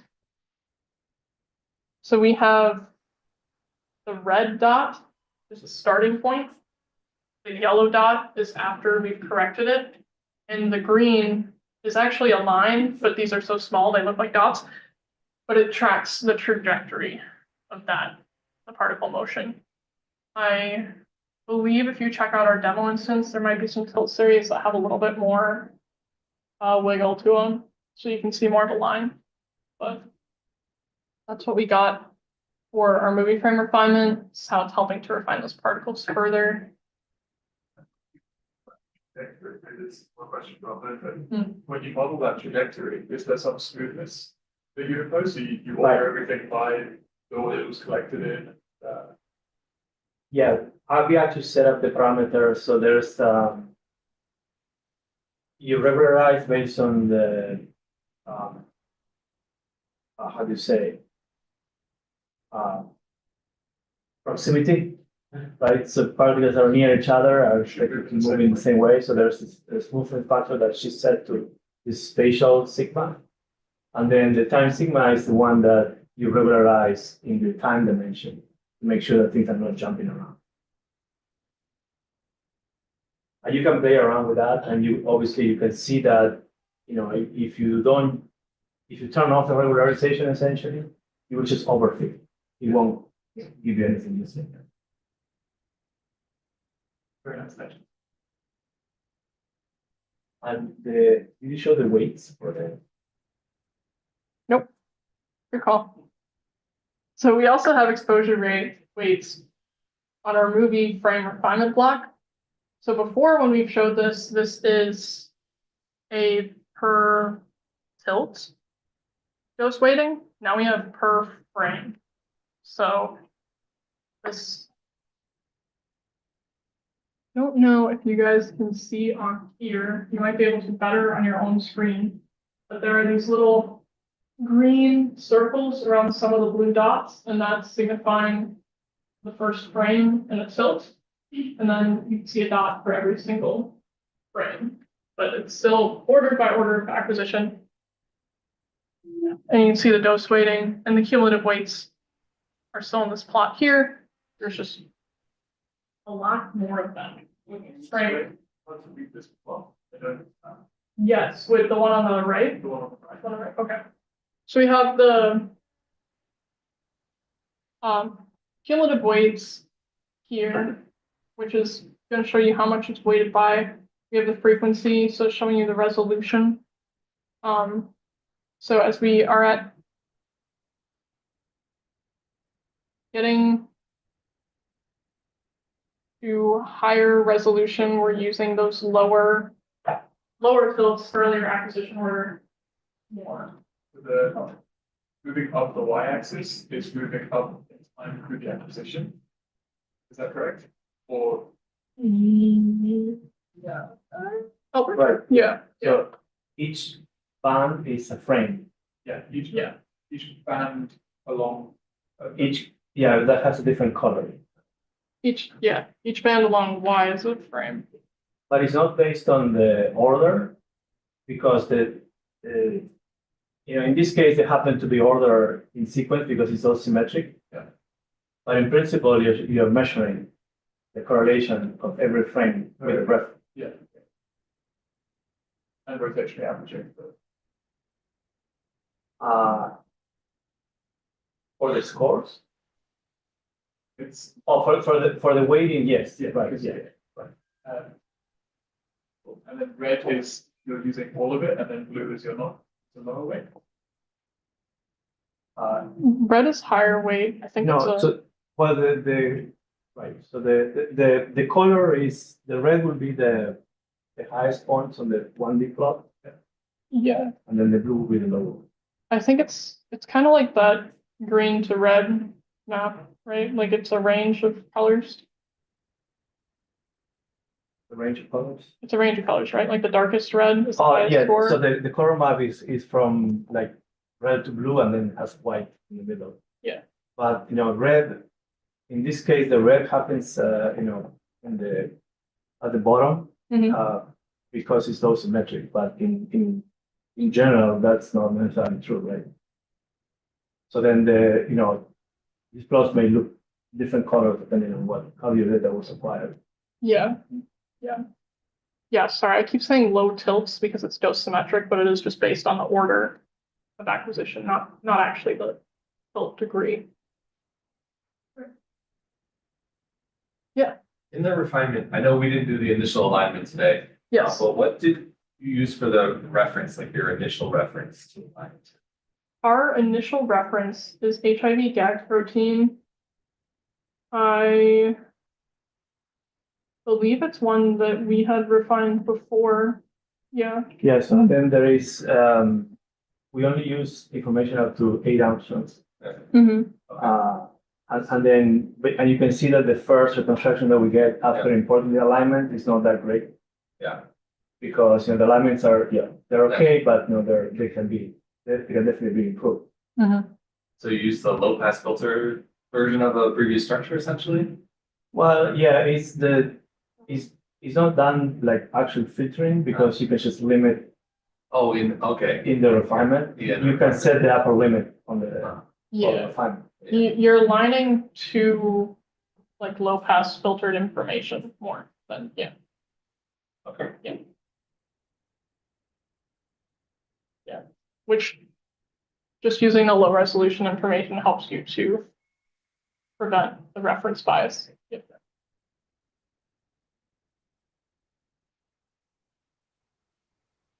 Okay, any other questions? Otherwise, I'll let Alberto wrap us up.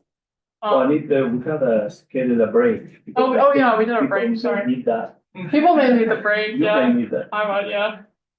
But yeah, okay, there's no other questions. I'm gonna go quick, like 30-second summary of what we did during my sessions, and then we'll break. Come back, short time. All right. So today we've covered pre-processing, we've covered particle picking, a couple variations of what we can do with that for different particle sets. We've covered our geometry-based particle picking pipeline, and we've used uniform-based particle picking for that, but we've mentioned you can do template search. And we went ahead and we did refinement on HIV gag protein, and we're able to get a sub 4 angstrom resolution structure with only 1, 2, 3, 4 blocks. And I know we imported those alignments, but if you had not imported them, it still is not a crazy long runtime. I would have to check the tutorial for the exact time. I think the tutorial actually uses more particles than. This is 5 tilt series. Yeah, uses 5 tilt series. But yeah, we can do this fast and easy and can access a lot of data in one place and information, and very nice. Yeah. All right. We will let you go break then for.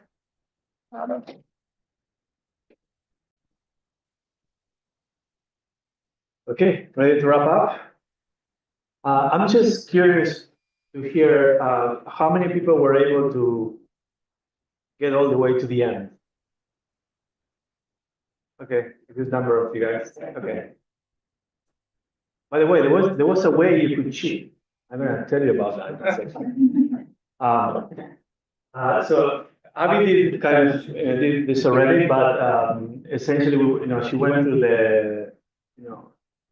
the 2 sessions to show you, the part between tools are available in nextPYP, and then also give you like a flavor of refinement. Obviously, there's a lot of things that you can mix and match these blocks. I hope you can understand that this is is very complex and there's many possibilities. She was giving you the recipe, telling you exactly what to do. That makes it a bit easier, but in reality, you need to try out different things, and this is it's meant to be a tool that you use for discovery in that sense, right? So David mentioned the workflows, which are essentially they're predefined sequences of blocks that you can just bring into your dashboard. And the third one in particular is the one that does the refinement. So if you were lazy and you want to follow all the details, you can just import that workflow, click run, and then it will run all the blocks from the beginning to the end, and you'll get your map at the end. So this is good for, we use this a lot in the lab because it's useful for training and also for ensuring that you have reproducibility. Because if you can encode your protocol into one of these workflows, then you can just run it, and you're always going to get the same results. It's a really powerful tool that we actually use all the time in the lab. Okay, so I want to mention briefly that the NCPYP has a command line interface, which we call PYP. And essentially, when you're using the website, all you're doing is just calling the command line interface. And I will show briefly what those commands look like. So if you're ever curious, and all those details are in the website. And but in particular, the command line interface, it has like its own installation and tutorials if you wanted to follow that. So there's installations, your pilot tutorial, tomography, classification, and all the other operations. So very detailed, and it should allow you to follow step by step and get your result even if you're in the command line. I wanted to mention briefly some of the portability that I mentioned earlier. And one is that you can actually import packages, projects, or refinements that were done in other packages. You can also import a session if you do like a live processing and then you want to import that into NCPYP, you can also do that. This is, it's all well documented. I'm just putting this, so I remember to talk about the things. But the details don't matter, just that this allows you to do that. Is that a warning of some kind? I don't know, happening earlier though. Okay. That's the album email noise. Oh, I see. Oh, I thought it was like here and the circle time. That's like that. We're getting a lot of emails. Okay, the one thing that we didn't show you is that if you go into any of these refinement blocks, there is like an export checkbox. And if you do that and you run the job, you get your start file, and then you'll be able to import these, from other packages. So again, that's something that you can also do. There's one other thing that you can do is, I mentioned that we don't save subtomograms or particle stacks of any kind. But if you really wanted to do that because you have the space and you are willing to wait for that to save those big files, there is an option to do that in the particle extraction tab. You click save particle stacks, and then it will save them for you, and you have them available if you wanted to to use them. Okay, so one thing that I touched on is, and this is new in version 0.70, is this block architecture to actually run machine learning workloads. And I just made a schematic here. So I have a box that it outputs tomograms, and it could be the output of the preprocessing block, for example. And then you will connect to that a training block that will produce some training model, and then you will use that model to evaluate on your entire set of tomograms. And this pattern you could use for denoising, and in particular in NCPYP, you can do topology denoising, isonet, or cryo-ET. So you will train your models and you will apply it to your tomograms, and this is all done within the web interface with the type of operations that you saw already. And the same thing for particle picking, which Abby touched on that a little bit. She only demonstrated the evaluation because the training takes a little bit longer to run, but it follows the same pattern. The same thing for segmentation. So we can actually run just the evaluation part, because this is a fully supervised approach for segmentation that you need to actually label all your tomograms. So that we're not doing. We're assuming that you have your trained model somewhere else. But at least you can evaluate and you can segment your tomograms, within the web interface and do operations after that.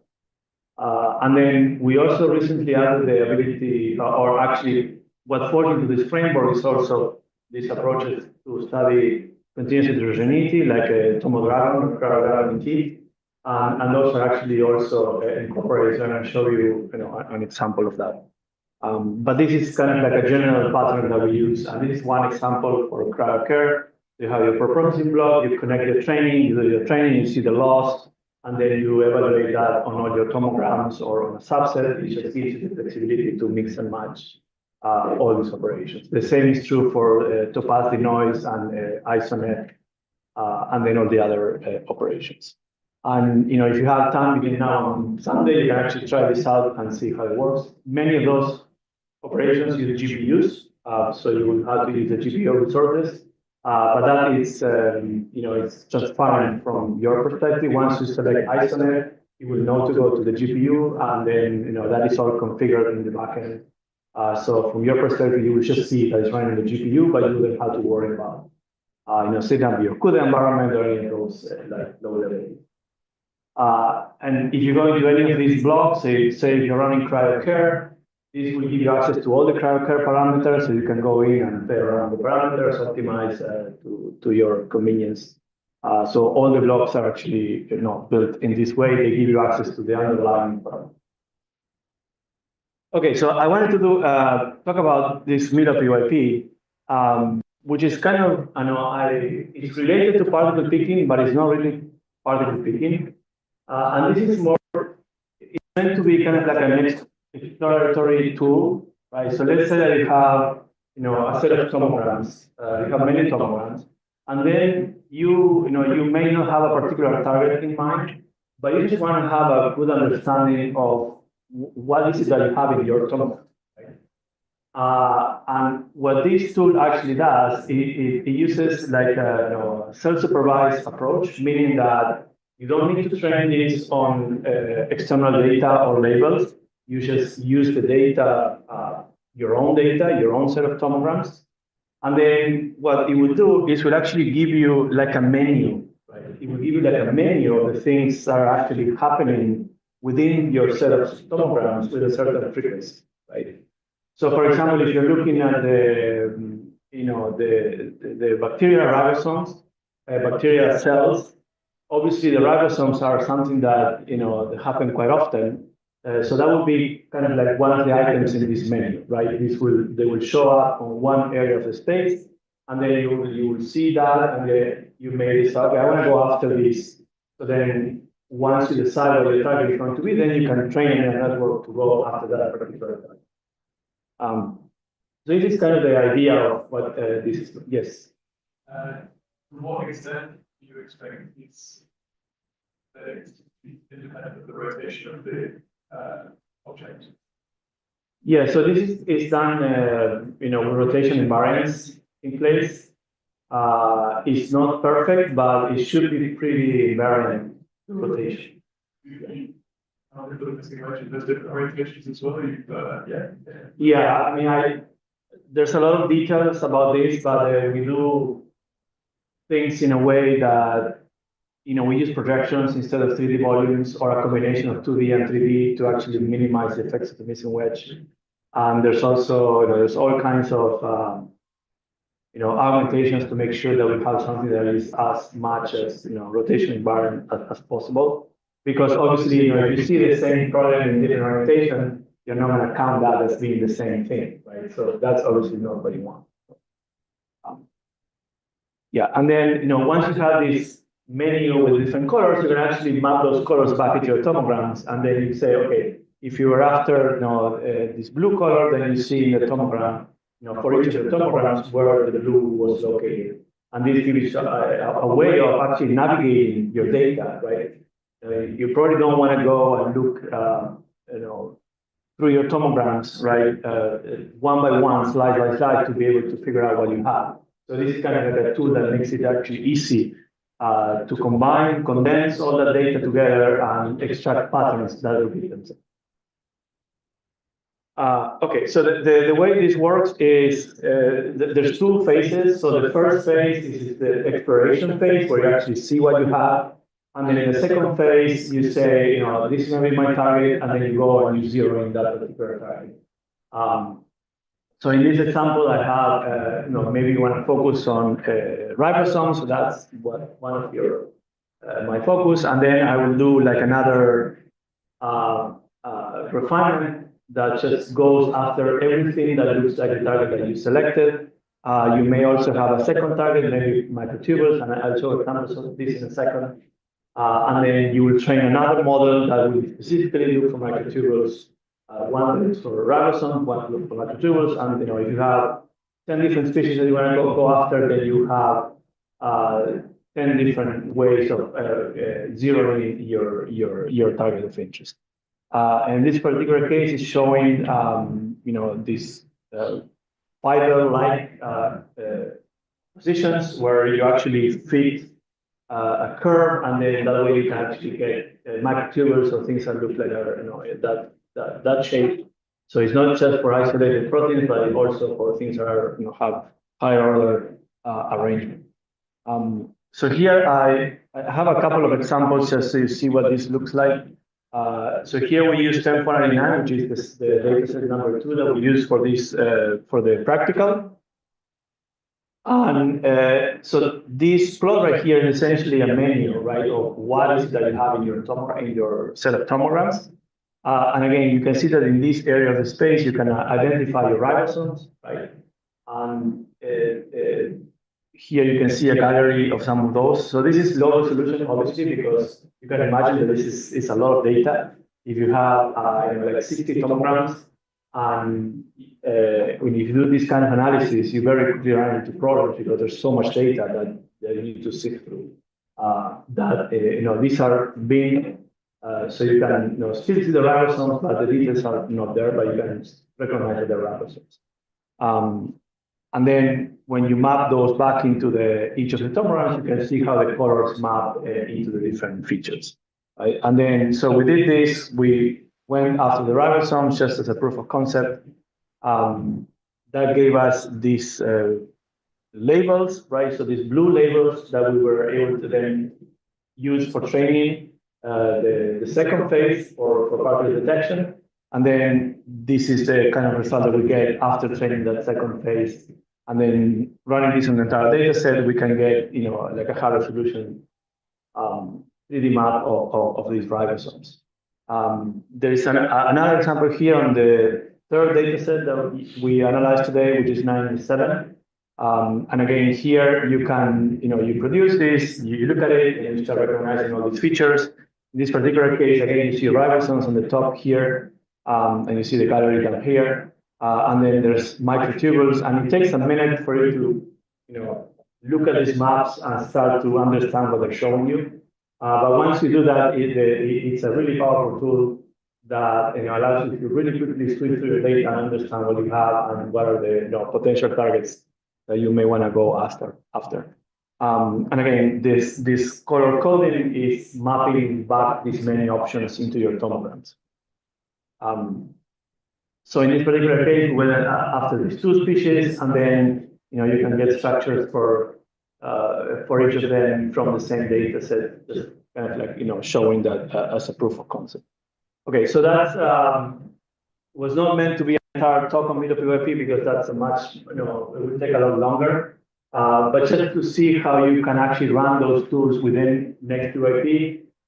It looks something like this, where you have these 4 components. You have exploration and localization. There's like two components, and each involve training a neural network. So for the exploration part, which is the first part, you first train using this training block, and then you see how your loss is evolving, and then you can actually see your many options. And then after that, you select your target of interest, and then you train the second network, which is similar to the one that we use for the particle picking, and then you run that so you can get your particles at the end. So it's very intuitive, and hopefully will make it easier to actually use these tools that are otherwise not straightforward to be able to run in your environment. So if you go into one of these into the evaluation block, you can actually see all the details. So you can see the mappings in here, and here you can see labels. So for example, here you see that the ribosomes here in number 45. So then there is a interface, you say, okay, I want to go after number 45. So you will detect all of the ribosomes and you get your set of particles that you can do with the analysis. And then you will also get a gallery of all the color mapping for each and every one of your tomograms in your data set. So it's really, again, easy to use and something that is yet another component in the toolbox of things that I think is it makes a big difference if you're just trying to do data exploration in Tomo. The last thing I want to mention is heterogeneity, which came up earlier, but in nextPYP you can also study heterogeneity using a couple of different ways. So the first approach that we implemented in the original version was this constraint classification, which essentially you look at the 2D particle projections and then you sort them out into different groups. And then you get to decide how many clusters, or how many references you want to use for this. And I showed the example in the tutorial where you can see these are 8 classes on the 70S ribosome, and then you can tease out the different conformations and different components. And so all the components in the user interface are there to facilitate navigation of this data. And as you probably can guess, right, this is like you're multiplying by 8 the amount of work because now you have 8 classes. So everything about scalability and storage, efficiency, that all becomes into play here. And you can really do this with many classes. And even though it still takes some time, it's a lot faster than it used to be. The other thing is that recently we incorporated these routines to run TomoDragon. So again, you train your network, and in this case it has more than 2 components, but all the blocks are mapping into the interface, and then you can look at all your classes. You can see here there's multiple tabs. There's many different ways that you can look at your data, but this essentially allows you to understand what kind of variability you have in your data. So in this case, you see the 2 big clusters for the small cell unit and the large cell unit. So this is a good tool to have available to do heterogeneity analysis using continuous heterogeneity. All right. What else I have here? Okay, I think this is my last slide. So I mentioned before that NCCAT can also do on-the-fly data processing, but we'll leave that for tomorrow because I think it's been like a long day today. So tomorrow morning, Laura is going to walk you through. It's going to be quite short because it's pretty easy to set up, but you will see what the process looks like. And you will see how this works. So we actually use this in our Cryos at Duke. So we have it running on the fly every time data is collecting tomography data, and it's it works well, and it's completely integrated with nextPYP. So if you do your pre-processing on the fly, then you can import that project and then do further analysis, or maybe already use the particles that you got from during on the fly, or just redo the particle picking. Just gives you lots of options for flexibility. Okay, so I keep saying that this is my last slide. I do confess that I had 2 hours of sleep last night, so maybe that explains some. So when we talk about sessions, I'm actually also in the projects. We didn't mention, but you can actually share projects with other users. So that when you share a project with another user and you go to the dashboard, you actually see the project that have been shared with you, and you can navigate to them. You can see everything. Actually, when you guys were doing the practical, I was able to see and just being able to tell what was going on. But you can share projects with other users, and that's a really nice feature. And the same is true for sessions. So if you have multiple groups collecting at a facility, you can actually have these groups where only people that belong to that group can actually see the sessions and import the data. So this is all done from this administration tab on the website and also other things, but this is what I wanted to point out. Okay, so if you need help, we have the main portal for this is GitHub discussions. So this is where we run our announcements. There's you can search for questions, you can post new ones, and yeah. So this will be like your best bet if you run into problems. Whether it's installation, running, or a specific product with data set. This is the best reference for them. All right. I think that was all I wanted to say. Any questions about anything that we talked about today? I know it was a lot, but yes. NCITU also inside the NCITU or setting. No, it's inside. It's like all these are training. You still have your. Yeah, I think it's like your top, I think you should find it from that. Yeah. Oh, there you go. Okay, so if you go here, you can just say meet a PYP training, and then that will open up a new block where you're able to set some parameters. You run that, and then you just connect all the blocks. But it is all in there, and you can try it out, between now and Sunday, and you see how that works. Yes. Is the training something like there's a predefined network that's been trained for studying material, or is it just recognizing patterns within?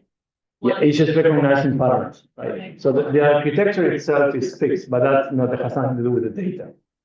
So this is why it's called self-supervised, meaning that you just feed the data and you let the data speak for itself.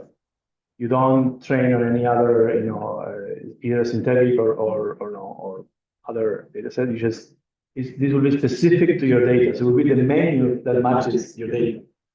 And is it per tomogram, or could you give it like a batch of A batch, right? You do want to give it a batch because especially if you have, something that is at low concentration, you may have only a few copies in one tomogram.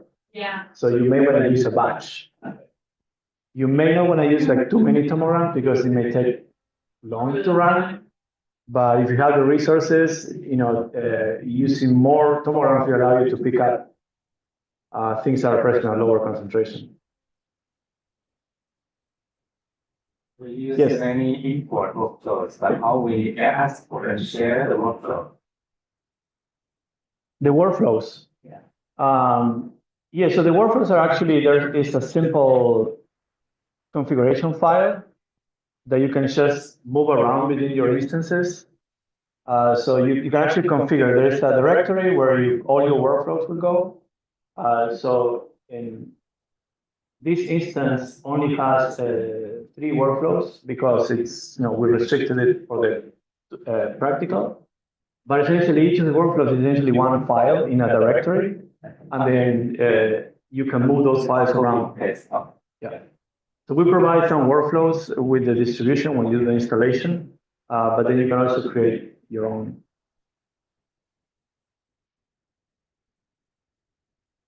Yes. I'm interested in picking spikes off of Virion, and the template-based particle picking will be best for that. What do you usually use for a template?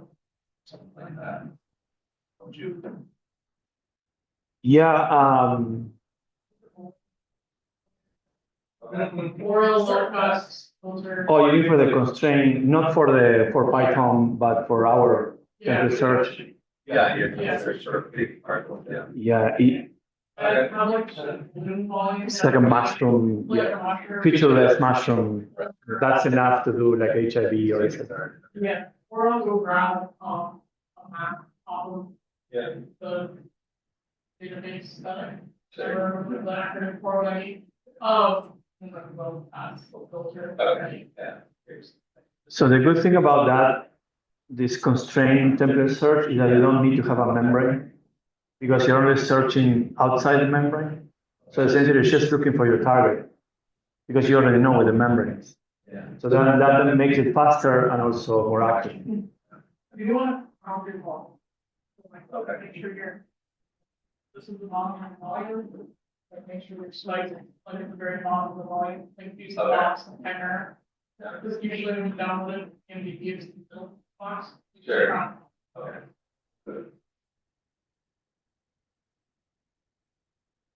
Other questions? Yeah. For membrane site, if you want to use it, they always have some updated trained model on their GitHub that you can download. So, yeah, which is part of the reason we don't have a trained model. They have a like community created trained model. That's works very well. Yeah, so if you wanted to try that out, so here is a segmentation. And then we actually have that model here. Yeah. That's a trained model. So if you're curious, you wanted to use that, you can try it out.